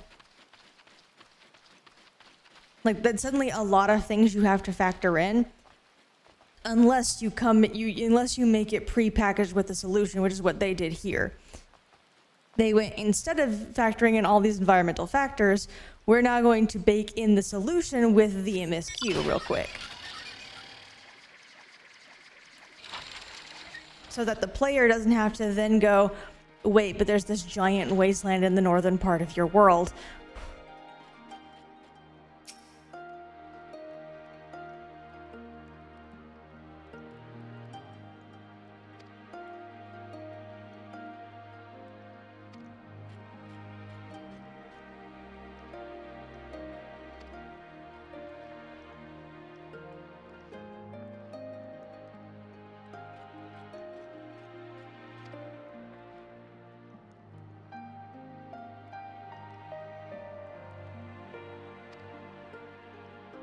Sadu! Ah, my favorite. Come to me, my dearest.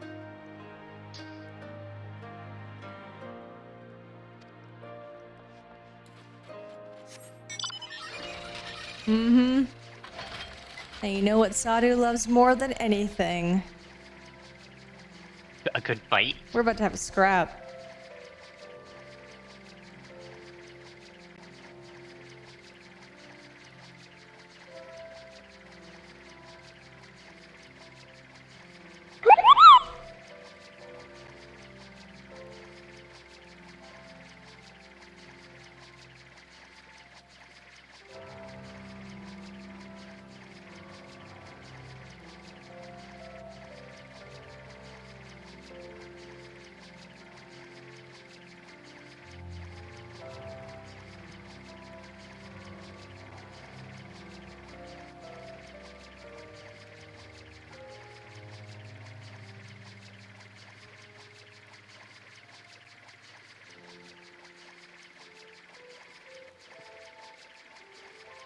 I do love whoever the voice actor they got for Sadu though. All right, she's great. Really embodies the character. Perfectly embodies the character. Absolutely perfectly.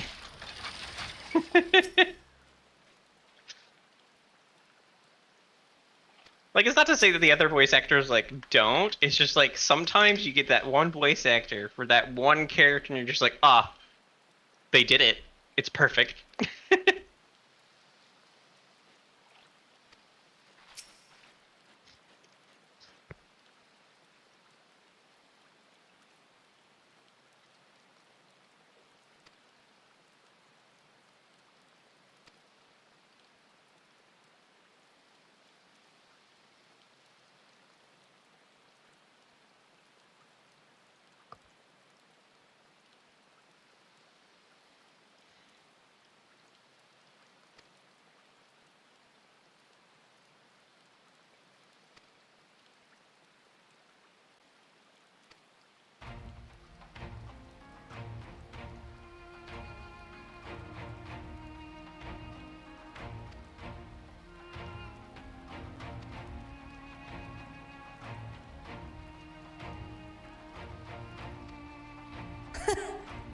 Huh?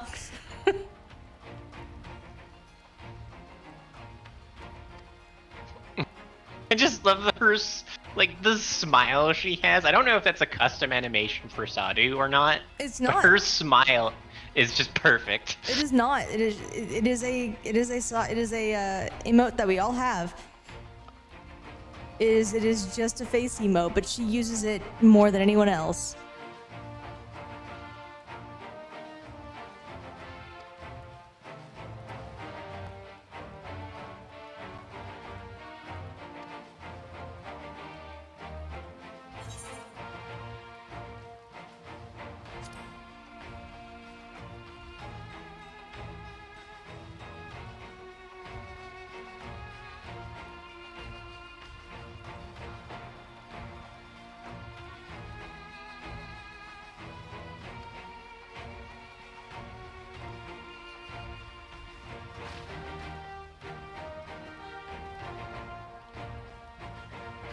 But I believe that's just the taunt face.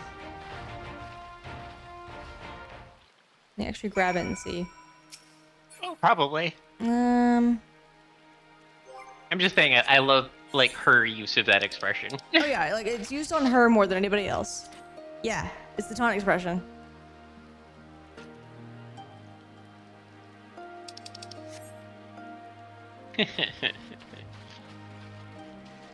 But yeah, no, most of the conversations are actually, of course, built from all the different emotes and talking gestures and face expressions that they've created over the years. Yes, it's just that she does use it more often than anybody else. Yeah, which is a smart use of assets to kind of give different characters, I guess, different like ticks. Like Stola here usually does that thinking pose a lot. That one where she taps the side of her face with her hand. Like, yeah, her she temple. uses it a lot. And both the twins do that little head turn. Or they tilt their head to one side like a puppy dog. Yeah, where they're thinking, they're like, Yeah.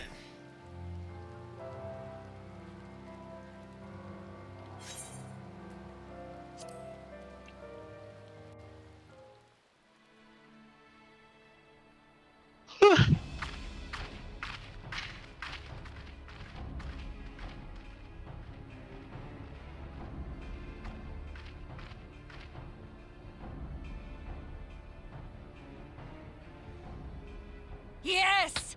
This spot shall serve as well as any. I shall enjoy this harn. Is this truly necessary? Have you no peaceable way of making decisions? Speak not of peace. You stand before proud warriors of the Dathal. In the heat of battle do our souls burn brightest. We lay low the strong that we may rise higher. That is our way. The way of might. There is no other. Oh, they do not want for conviction.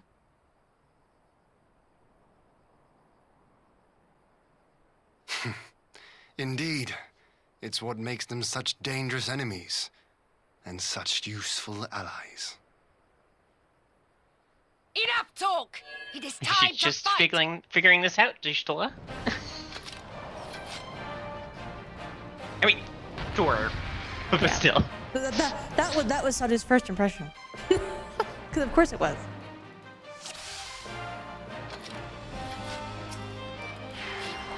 Alright, Sadu.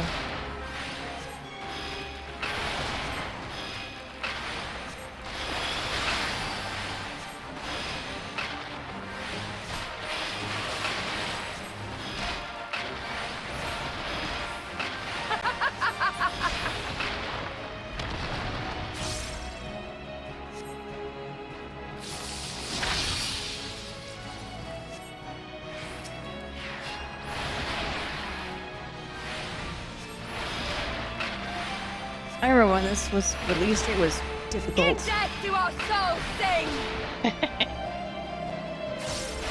I remember doing this things and finding it difficult.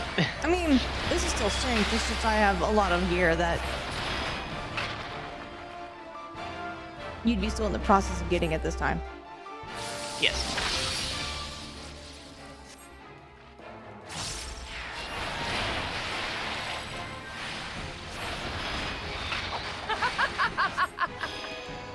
I love the laugh, though. Right? Like, she's having fun.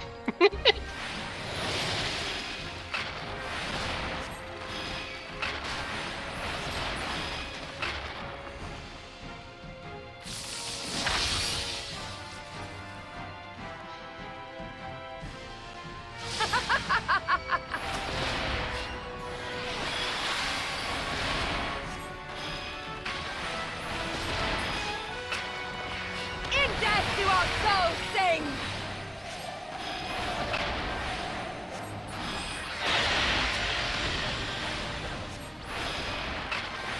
Be a black mage, right? She's supposed to be a black mage, right? Yes. She is in fact a black mage.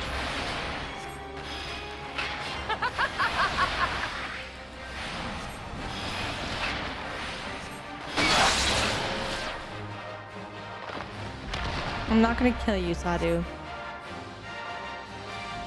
How it burns!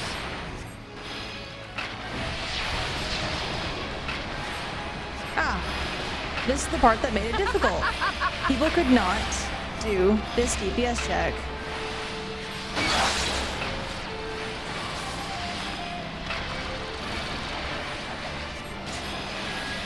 In death do our souls sing!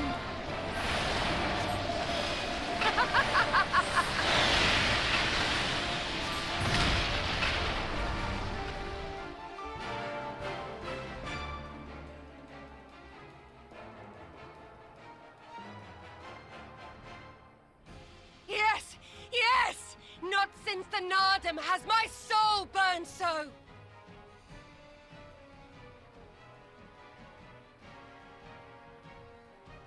Come! We have only just begun.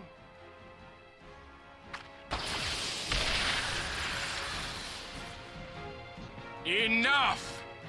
You were not granted leave to set the steppe ablaze. Well, well, the sun has come out to play. Be gone, Moonstruck Oranir! I am busy! fool of a Dothal! Have you forgotten the face of your master already? The sun will never set! From his seat on high, he reigns over all, now and forever.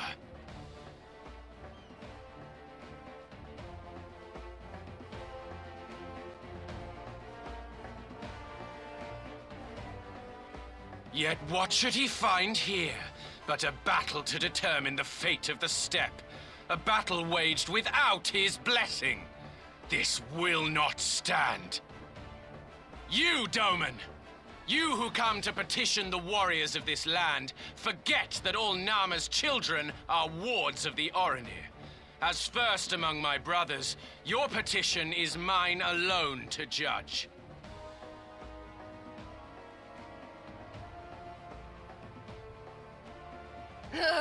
These words are as wind from a horse's backside. Plentiful, but your axe sings more sweetly. Let her speak for you.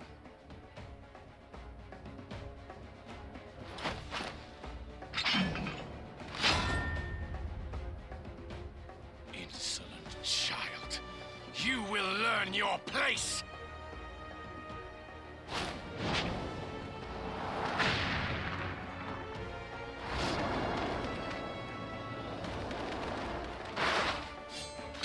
Forgive me, Brother Magni, but we have an arrangement with the Dothal. We will not abide any interruptions.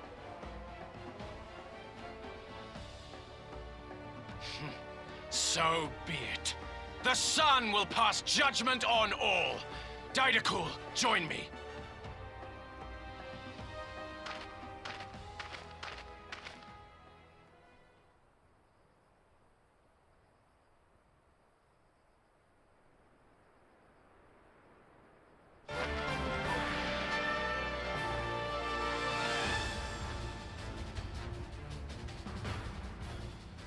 The sun is in good company. We may dance alone.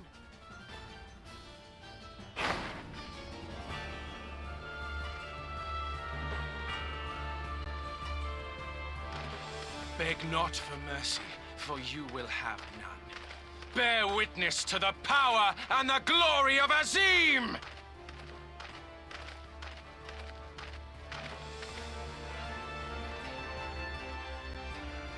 Constantly at each other's throats like rabid dogs. Gods, I'm turning into her. I have not the patience for this, but if we must fight, let us at least be brief. Come.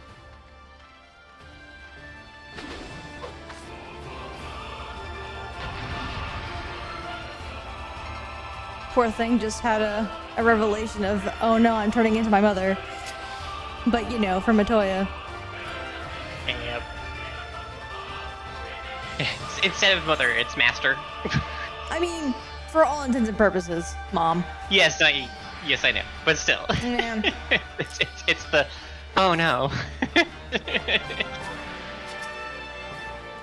the, oh no, I'm turning into my parent. Mm-hmm.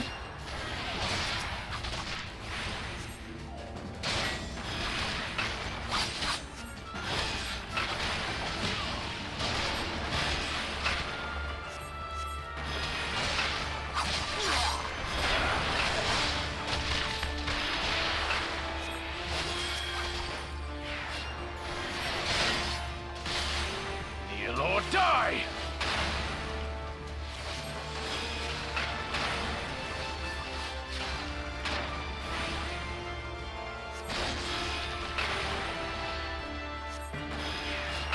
Bow down before me!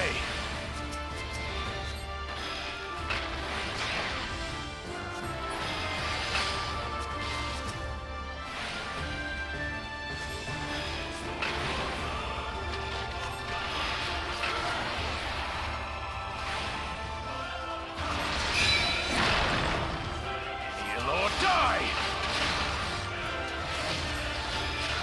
Mark well and learn!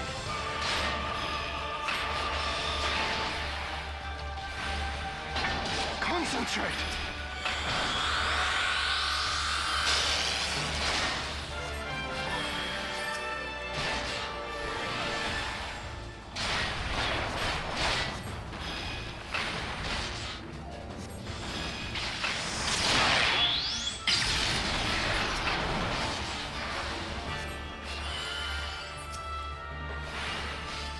Bow down before me! Mark well and learn!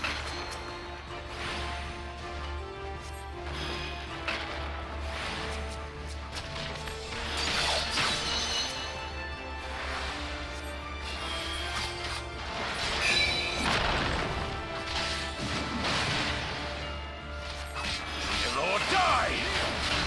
Come on, man. I've already won. Bow down before me!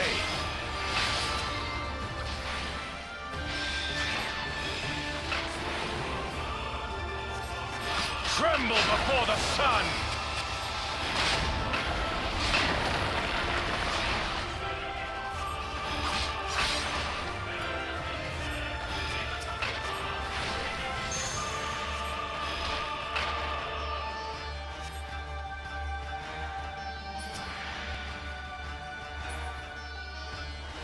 Let us be about it!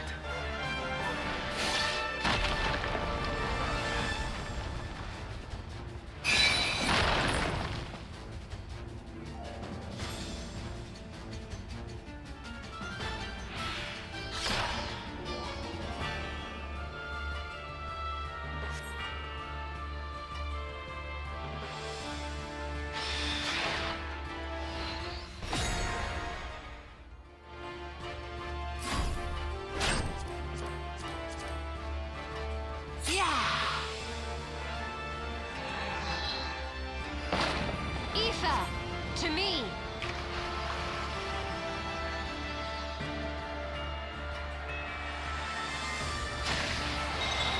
Have at you. Look at them stealing the Yuna animation for Stola. If she wasn't gonna be OP or no. You know? Not OP enough. Gotta give her Yuna's animation.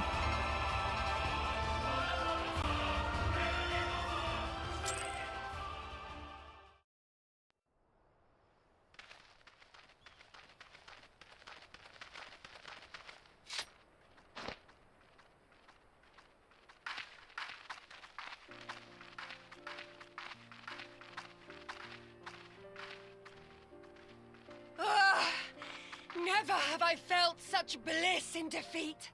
Calm down, Sadu. 'Twas a battle to burn soul and flesh to ash. We Dothal will lend you our strength as promised. Nama's power is yours to wield.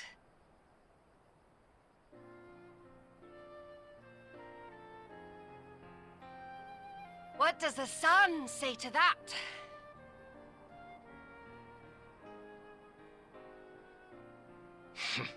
The sun is not driven by base motives such as yours. But they have been judged and found worthy. Right.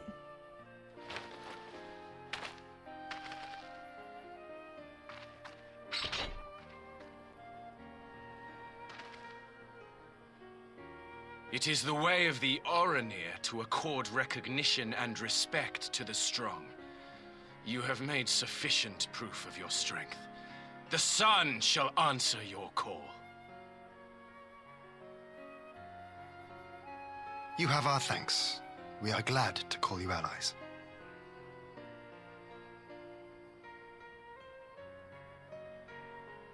You? By what are you called?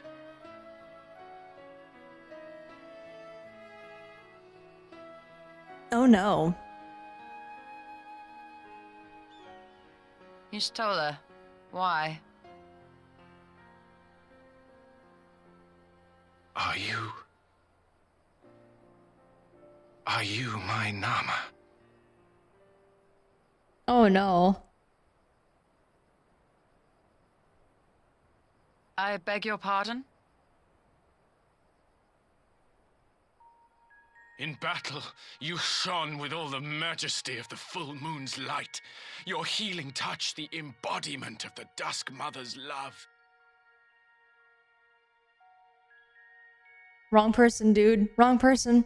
Long had I wondered if my Nama might not be a woman of the steppe. Beholding you, I am all but certain.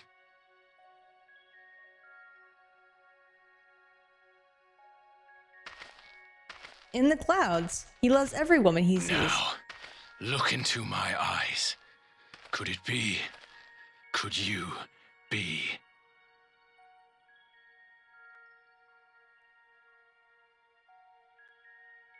I am not interested, little son. Try again when you've become a man. Oof. The burn. Little?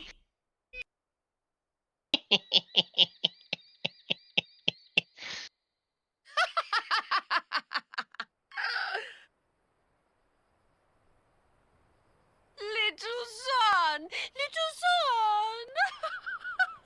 I love her too. Sadi's so good. She knew immediately to laugh at him. Does it pain you, little son? Crave you salve to soothe the ache? Fire to sear the wound in your heart? Oh. We have wasted enough time here. Siren awaits for word of our success. And then she calls it a waste of time.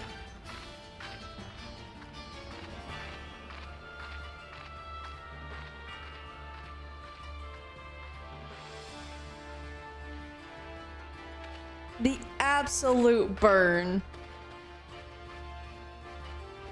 Even played with his expectations. I am not interested. Fuck off. Like, oof. You know, I never actually like talked to her after this scene to see like what she says. Oh? Oh my goodness.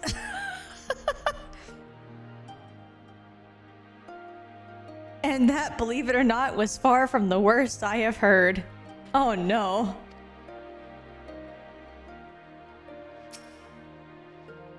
In case you're wondering, community, she was talking about you. Now. She doesn't respond to the community. Hang on. Oh, hey, there's just no response? I don't know if that's better or worse. No. I imagine with those is turns her head in disgust. Oof. And then calls it a waste of time and then wanders off.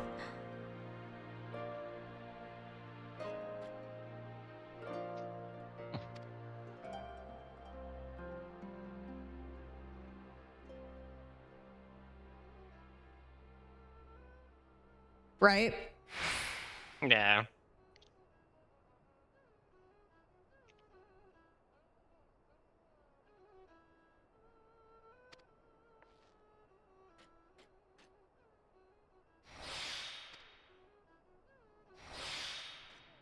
Thank you.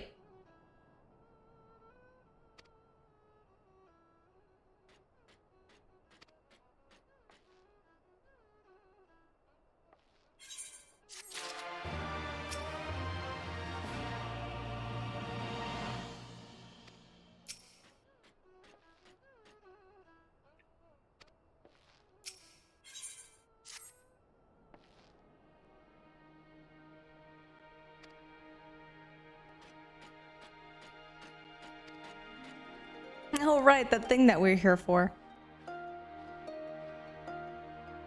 Oh yeah, the reason we came out here.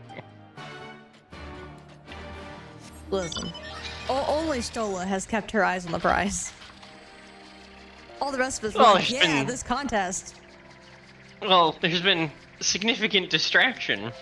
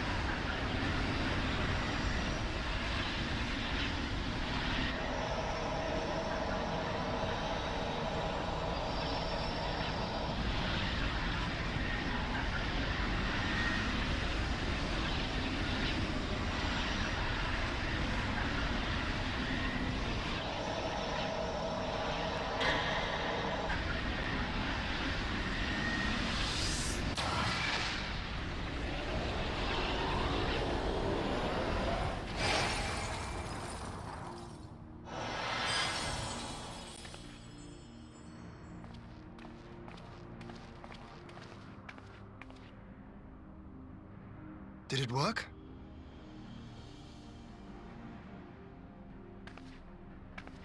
It did. Ether may flow freely to the burn once more.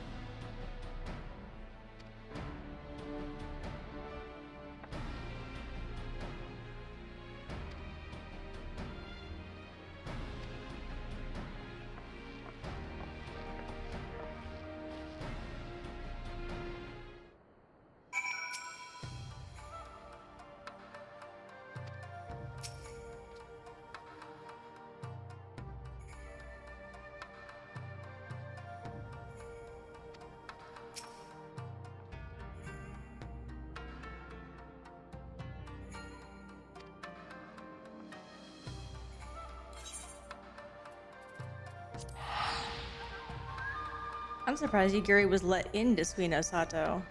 She was banished.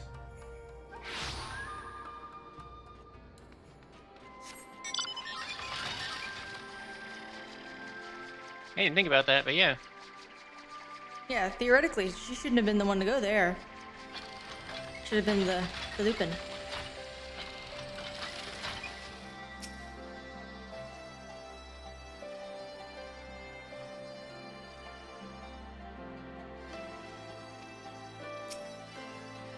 Huh.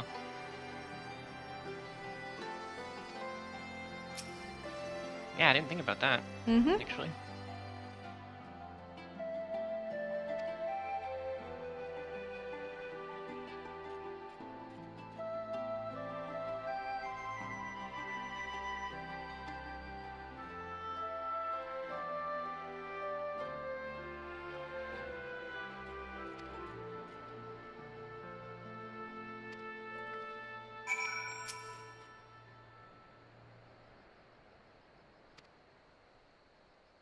Several cutscenes will play in sequence.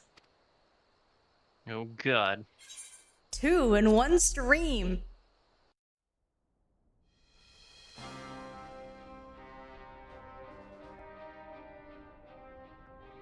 Mistress Lys, Commander Aldin, it gives me great pleasure to formally welcome the city-state of Alamigo to the Eorzean Alliance.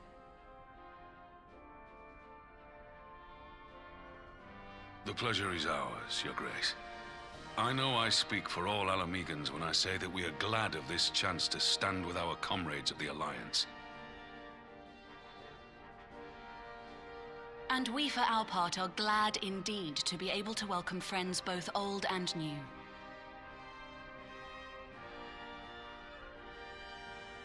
Lord Hien of Doma, at your service. Pray, accept my heartfelt thanks for your generous invitation. Nay, 'tis we who must thank you for journeying so far. And 'twould be remiss of me not to acknowledge the part the Scions of the Seventh Dawn have played in bringing all of us together. In times of great unrest, you and yours have been our constant companions, without whom we would not be here. With apologies to Lord Hien and Mistress Alisaie, it occurs to me that we have not gathered in this way since that fateful day in Uldar. The day I lost my arm and my freedom. As I lay in my cell, never did I dream that I would one day be given the chance to represent my homeland at this council. I would not even be alive had you not plucked me from the jaws of death.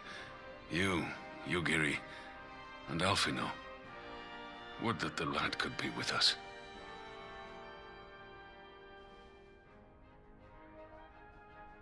I too owe my presence here to Alphino, in so many ways. Until such time as he returns, I mean to carry on his good work as best I can.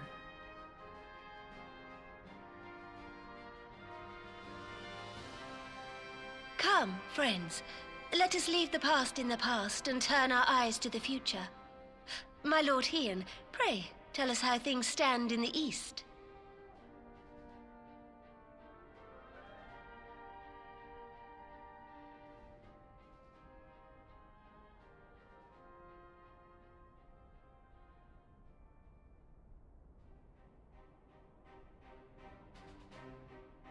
Having heard the rumors of dissent in Garlemald, I dared to dream of a peaceable solution.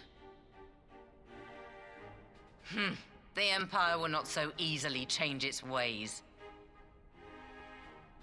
If the Garleans have a mind to take back Doma and Alamigo, we'll be hard-pressed to stop them, even with the might of 6 nations. But while we lack the strength to fight the tide, a course may yet present itself, if we read the winds aright. The winds suggest but one course to me. One which leads from the sea unto the river and thence to the source of all our woes. The Ascians. Indeed. All here have felt their blighted touch. It was the bringers of chaos who nurtured the Archbishop's tyrannical ambitions. They who bestowed upon him the secrets of summoning, as they have so many others before and since. And while they remain, we shall know no peace. Our objective is clear. The question is how to achieve it. That our enemy parades about in Xenos' skin poses problems in itself, but ere we get to them, how are we to infiltrate the Empire and get close enough to strike?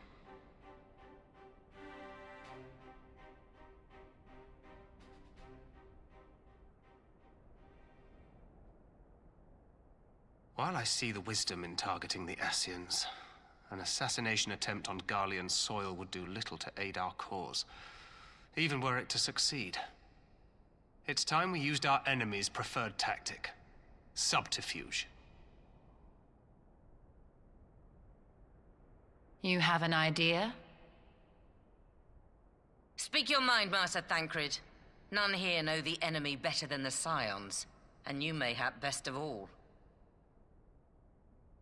Whatever it is you propose, we will give it fair hearing. On that you have my word. Very well, Admiral. My proposal is thus.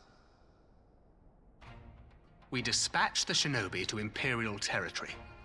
There, they sow the rumor that the Crown Prince perished in the battle for Alamigo, and that the man parading around is in fact a corpse inhabited by a servant of darkness.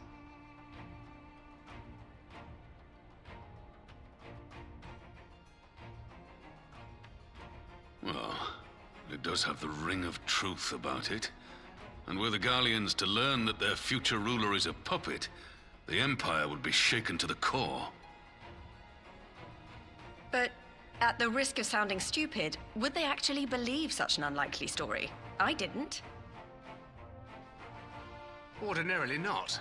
But prior to his miraculous recovery, rumors of Xenos' death had already begun to circulate around the Empire. Ultimately, however, what the masses believe is not our chief concern. Our true objective is to create an opening for rival factions within Garlemald to exploit. Just as a war of succession erupted in the wake of Emperor Solus's death. A war which raged until but recently, plunging the Imperial House into disarray as nephew and uncle grappled for the throne. It is no coincidence that one of Varus's first acts as Emperor was to name Xenos heir apparent, family feuds being so tiresome when armies are involved. Not all welcomed his choice of successor, however. There is no shortage of individuals who aspire to the throne, who would jump at any chance to seize power. The news that Xenos is not only dead, but a puppet to diabolical forces would be too enticing to ignore. The Empire would not be quick to recover from a second war of succession. I am no stranger to infiltrating Imperial territory. With a team of operatives gathered from among the Alliance's finest, the plan should have a reasonable chance of success. Doma already has shinobi in place throughout the provinces. We stand ready to act, and act we must. What say you all?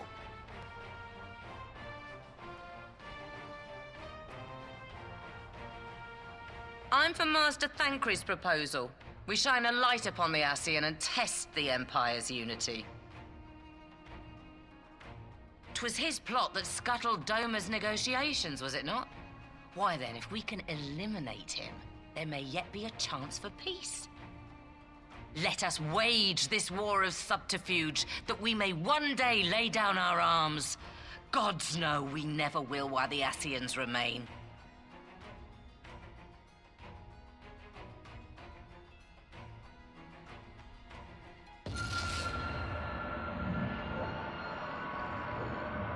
That way. Sorrow.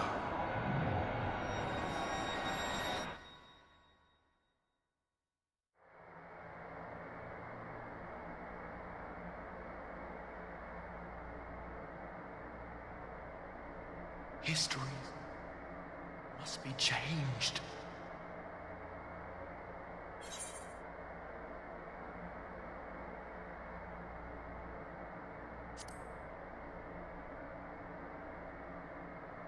Ahead looms a calamity.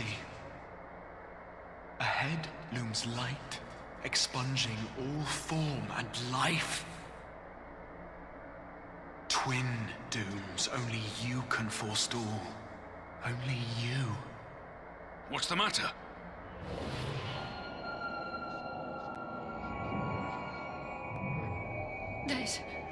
There's a voice. Spies in our midst? Nay, I sense no such presence. Let expanse contract. Eon become instant. Throw wide the gates that we may pass.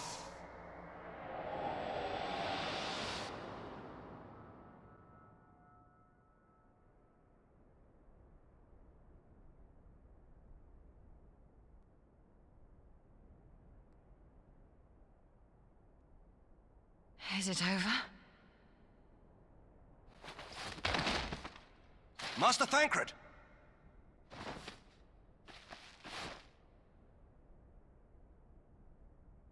12 for Fend. Bear him to a private chamber. Have every healer make ready. Swiftly!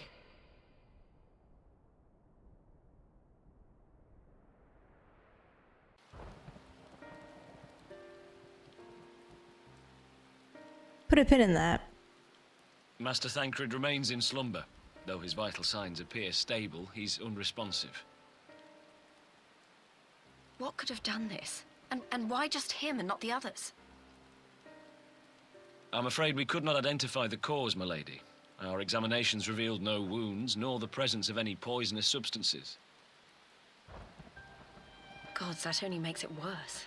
You're to let us know the moment there's any change, all right?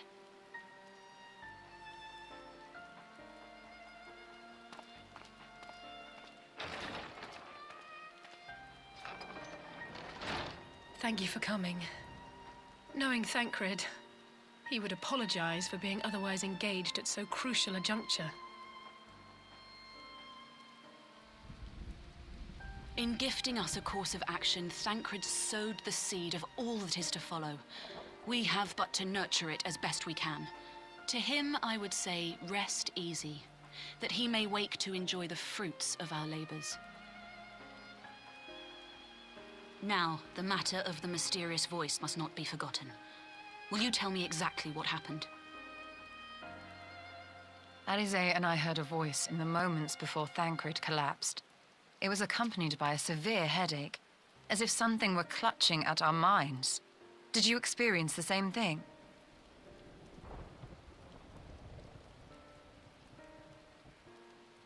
So, in between the voice and the pain, you felt as if you were somewhere else entirely.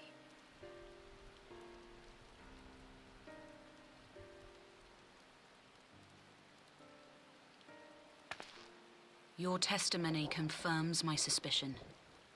That which you experienced was, I believe, your soul being plucked from your flesh. Called. Called?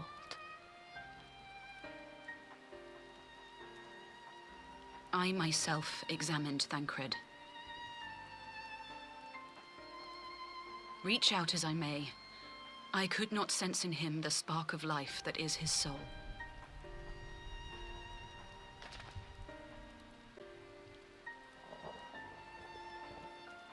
That Thancred alone was stricken so is likely due to his heightened sensitivity to the effects of ether, a consequence of his prior possession by the Ascian Lahabrea. The owner of the voice, whoever it may be, reached out to you, called your souls, and in so doing, caused you and yours such pain. But if that's true, where exactly are we being called to? I know not. Yet one thing is plain. Whoever waits for you on the other side is possessed of a power unlike any I have ever known.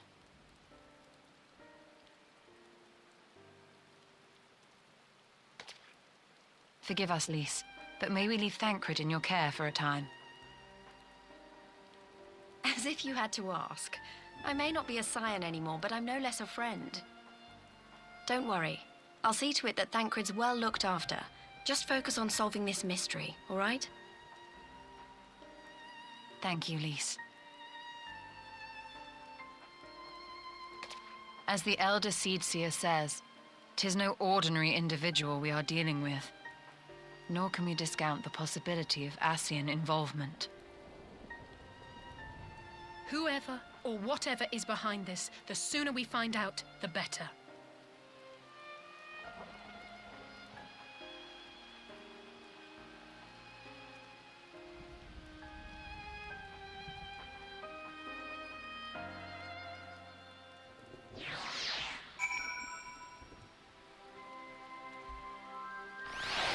All right.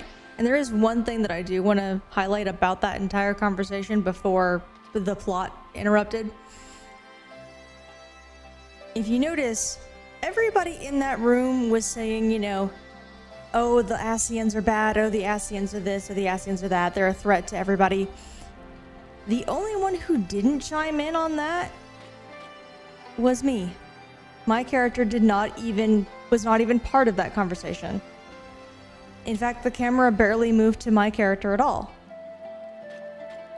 How odd.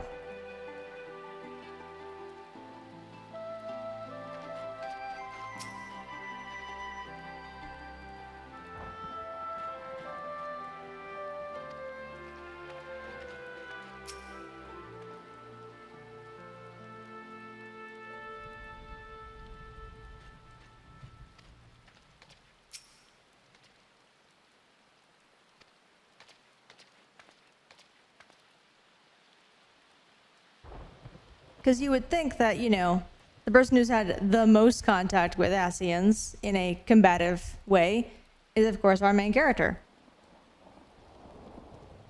And so theoretically, our main character should have opinions. And yet, our character primarily talks to Ascians first. Usually they act in self-defense when dealing with the Ascians.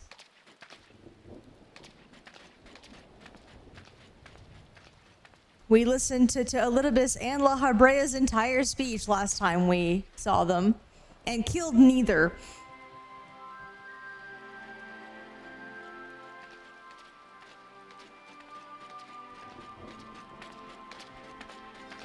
So, just a thought.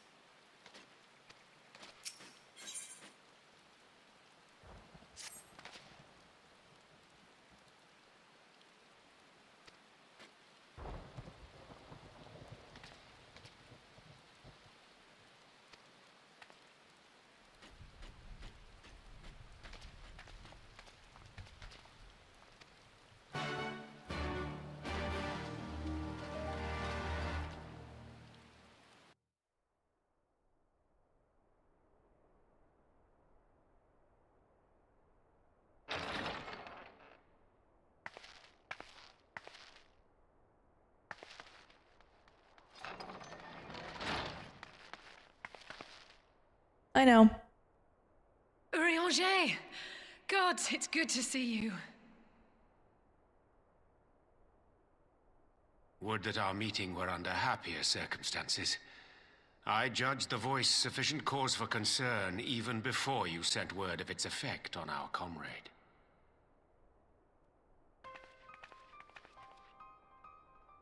You heard it too, then?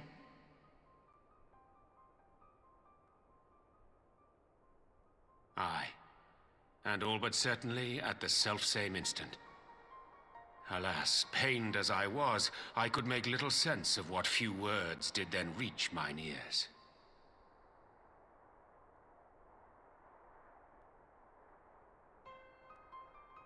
Who do you think is responsible? Could this be the Ascians doing? That I cannot say. Not when so little is known.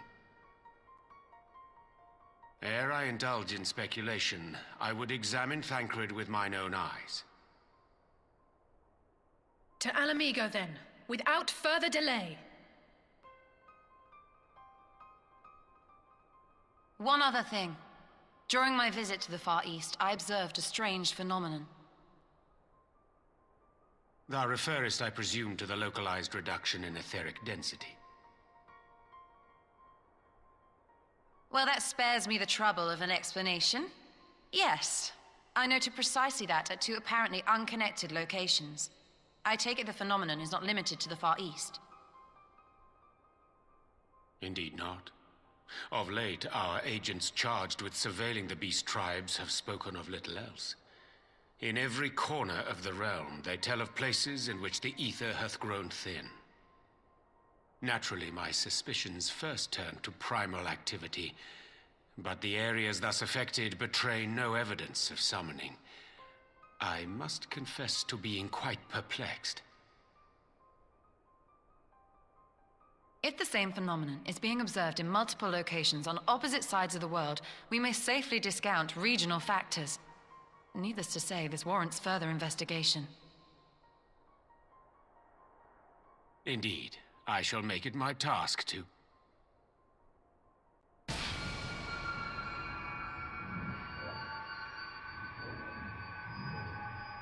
The voice.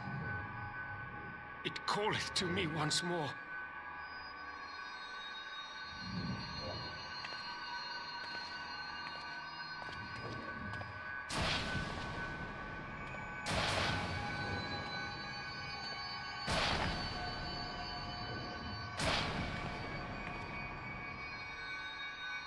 I hear it too.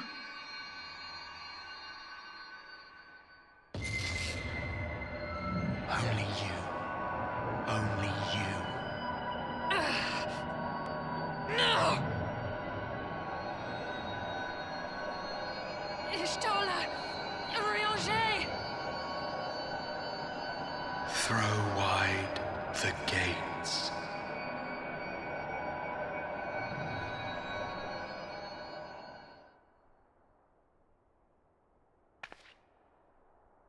No!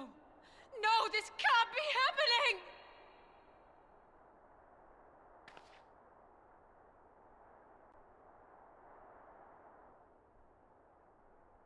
Y'shtola! Rianger! Open your eyes!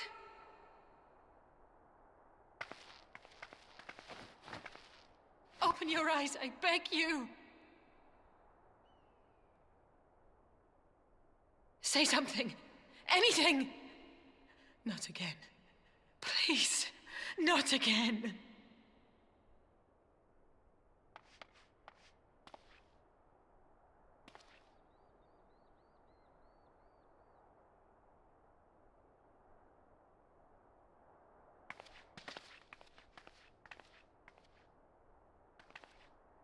Oh, that's a good little touch. Little pain expression with, and then a blink and then determination. Oh, that was good. I like it.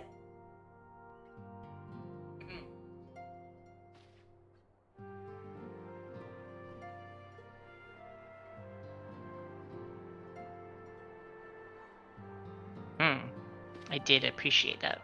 Mm-hmm.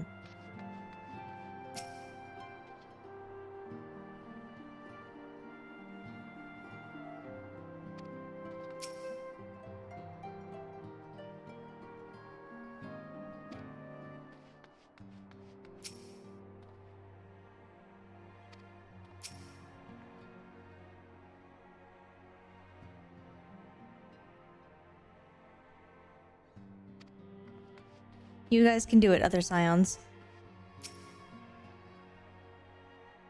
Aww.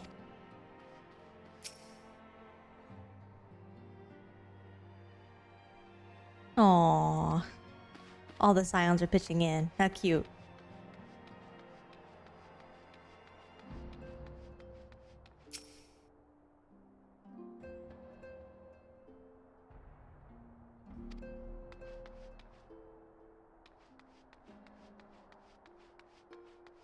I wonder. I haven't checked in on Unikahai in a while.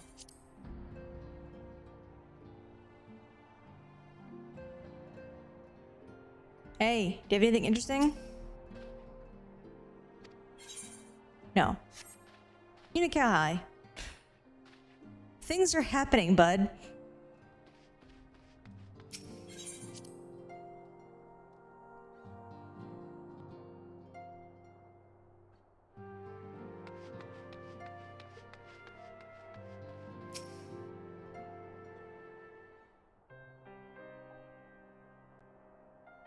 Oh, it's okay, Alize.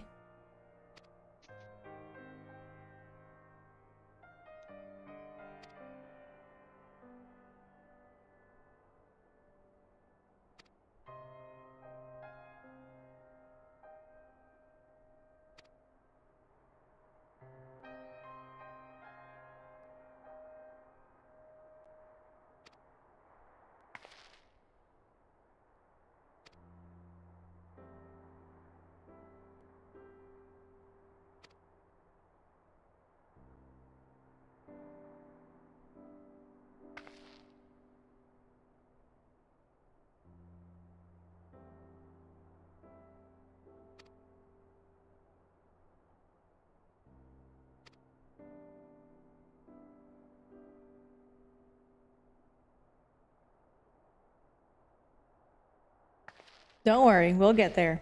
This is all prep for Shadowbringers.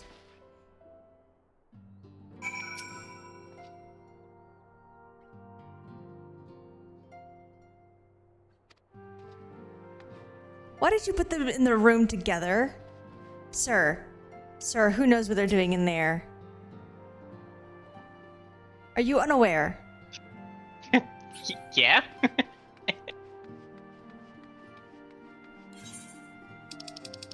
Can't believe it.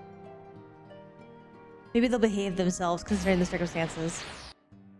Where's the chaperone? I know, right?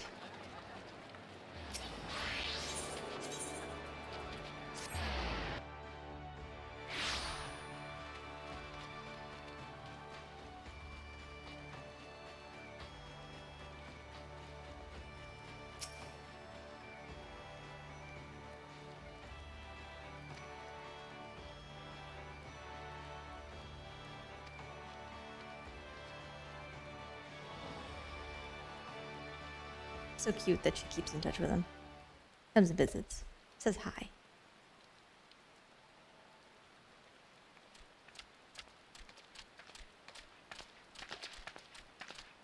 Here he is, my lady.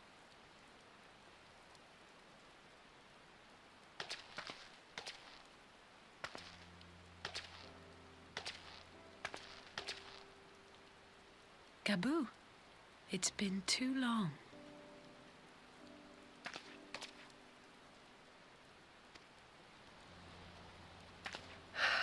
I'm afraid there's been no change. If he can see or hear us, he has given no sign. I see. You're still fighting. I'm proud of you.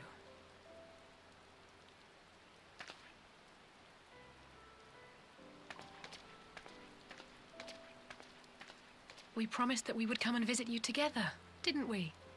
Alphino and I. I'm sorry that we haven't managed that yet.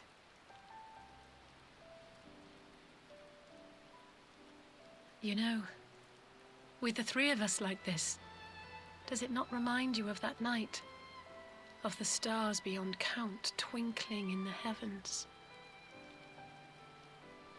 I was feeling pretty low back then. Powerless. But I knew that my brother was close by if I needed him, and that the others would be waiting for me back at the Rising Stones. Not like now.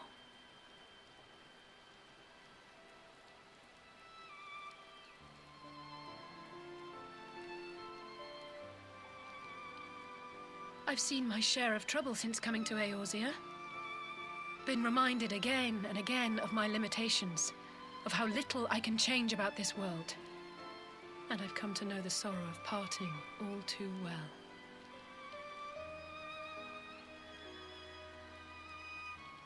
But to have the people I hold dear struck down before my eyes, and be powerless to help them, that I cannot bear.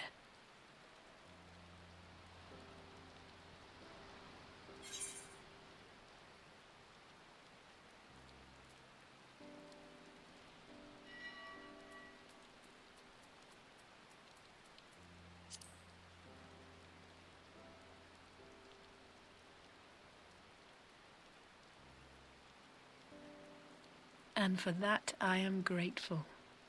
I don't know what I would do without you.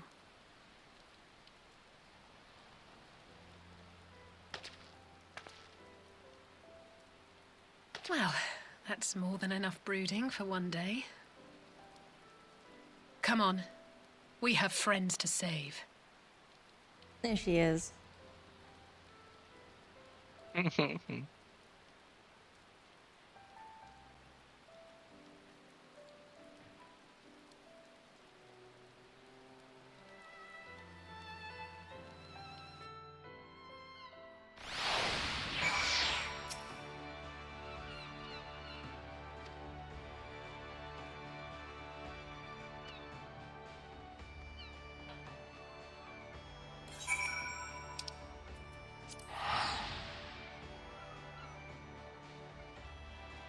Yeah, finish this quest and then call it.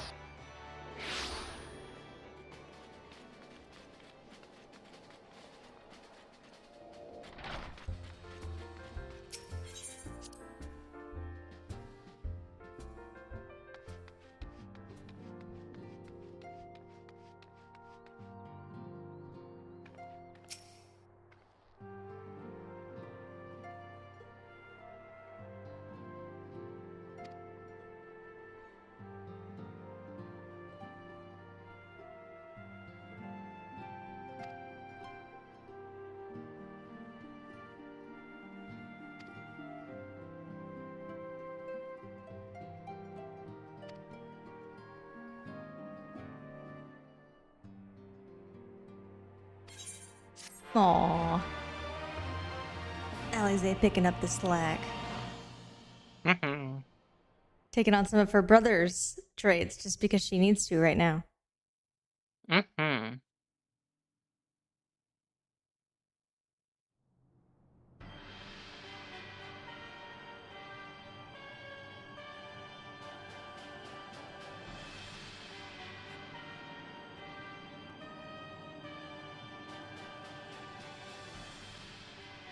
The Populares no longer present an obstacle. Now is the time to bring the Empire's might to bear. A word from your Radiance is all it takes. But one word, and the Imperial army will fall upon Alamigo as a pack of bloodthirsty wolves and tear that feeble nation apart.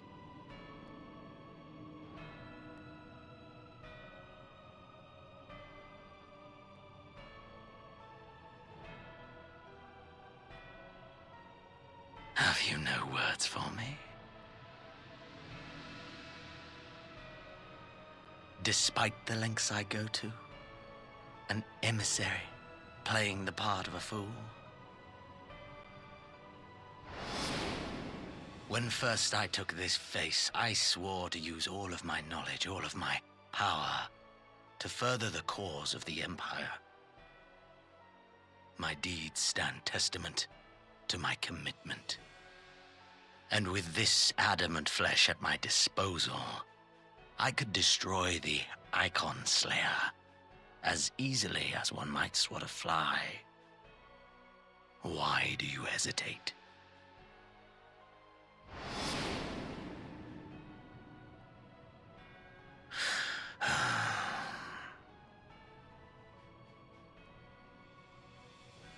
Our enemy is resourceful. Though victory is certain now, it will not remain so indefinitely. Deliberate if you must, but be quick about it. We'll speak again when you have unburdened yourself of doubt. Until then, I take my leave, Father. Has it not crossed your mind that he may have objections to you walking about in his dead son's skin? Just a little bit?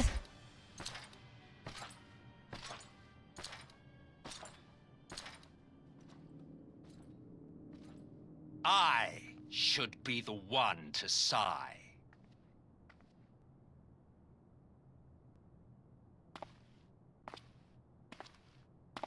I played my part to perfection.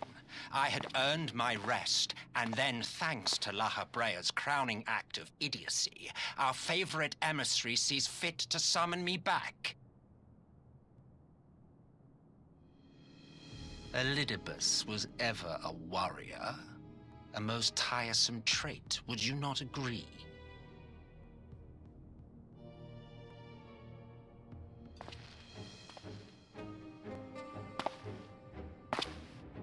What? Have you no words for me either? No matter. I've long grown weary of this mummery. Now, my dearest grandson, let me remind you of your place in the simplest of terms.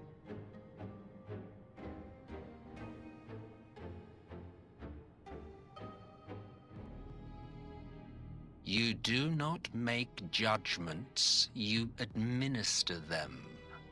Swiftly and to the letter. Naught else is your concern.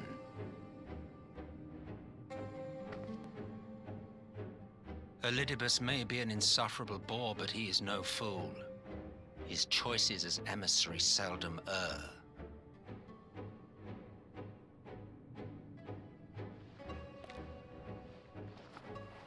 If aught threatens the balance twixt light and dark, it falls to you to remove it. Be it by your own hands or by your armies, you have ample means at your disposal.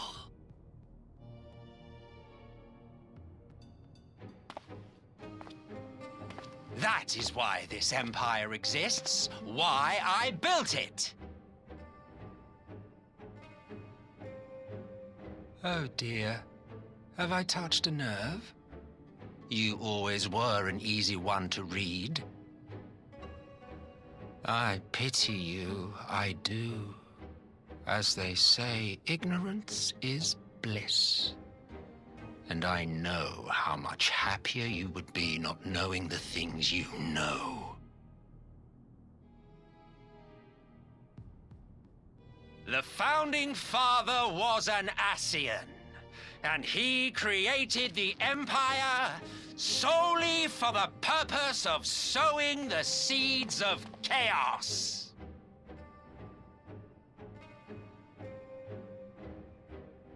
Don't take it personally. I merely do my duty. To bring about a calamity requires no small amount of power, and there is no surer way to obtain such power than by collecting powerful pawns.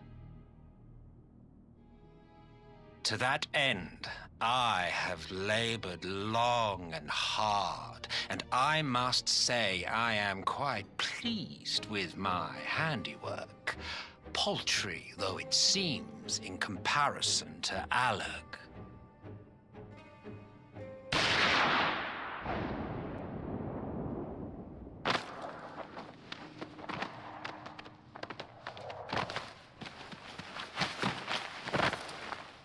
You fiends are overfond of your own voices.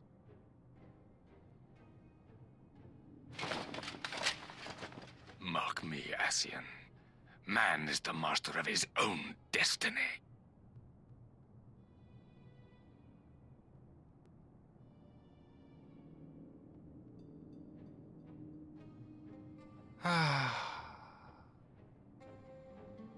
Such a waste of time and energy, both yours and mine.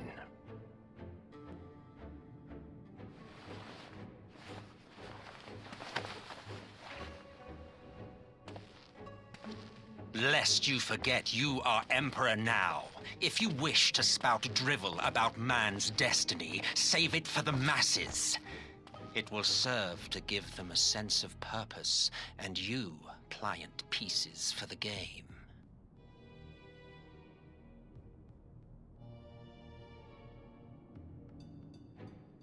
Oh, do stop sulking, boy. You, of all people, should understand. Ours is a struggle to restore both mankind and the world to their rightful state. Viewed thus, our goals are one and the same.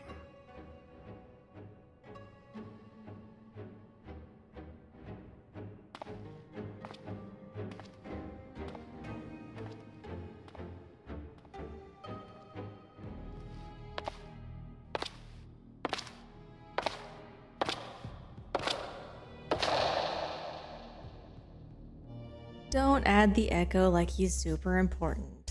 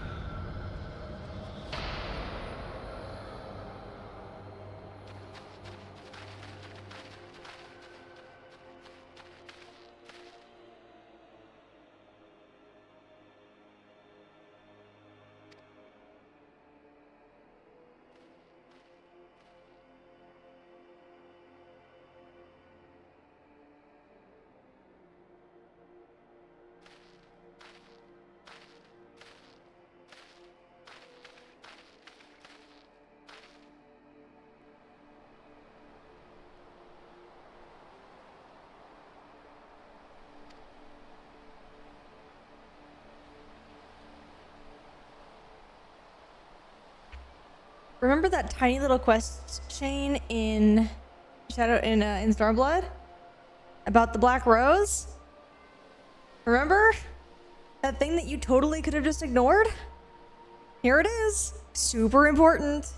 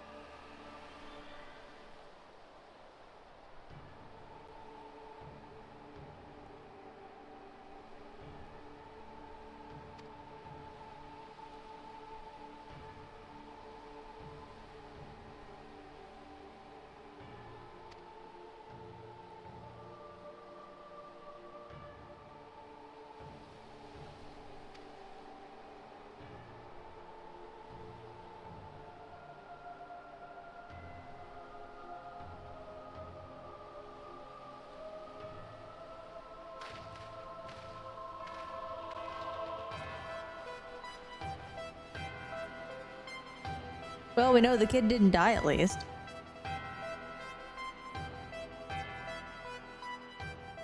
He lives.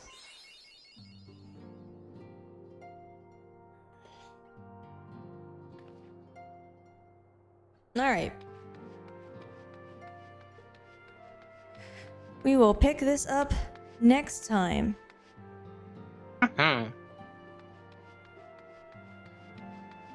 We will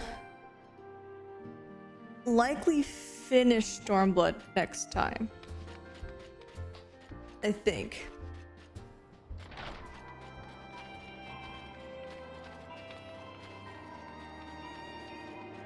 Don't quote me on that because I might not be right, but I think so.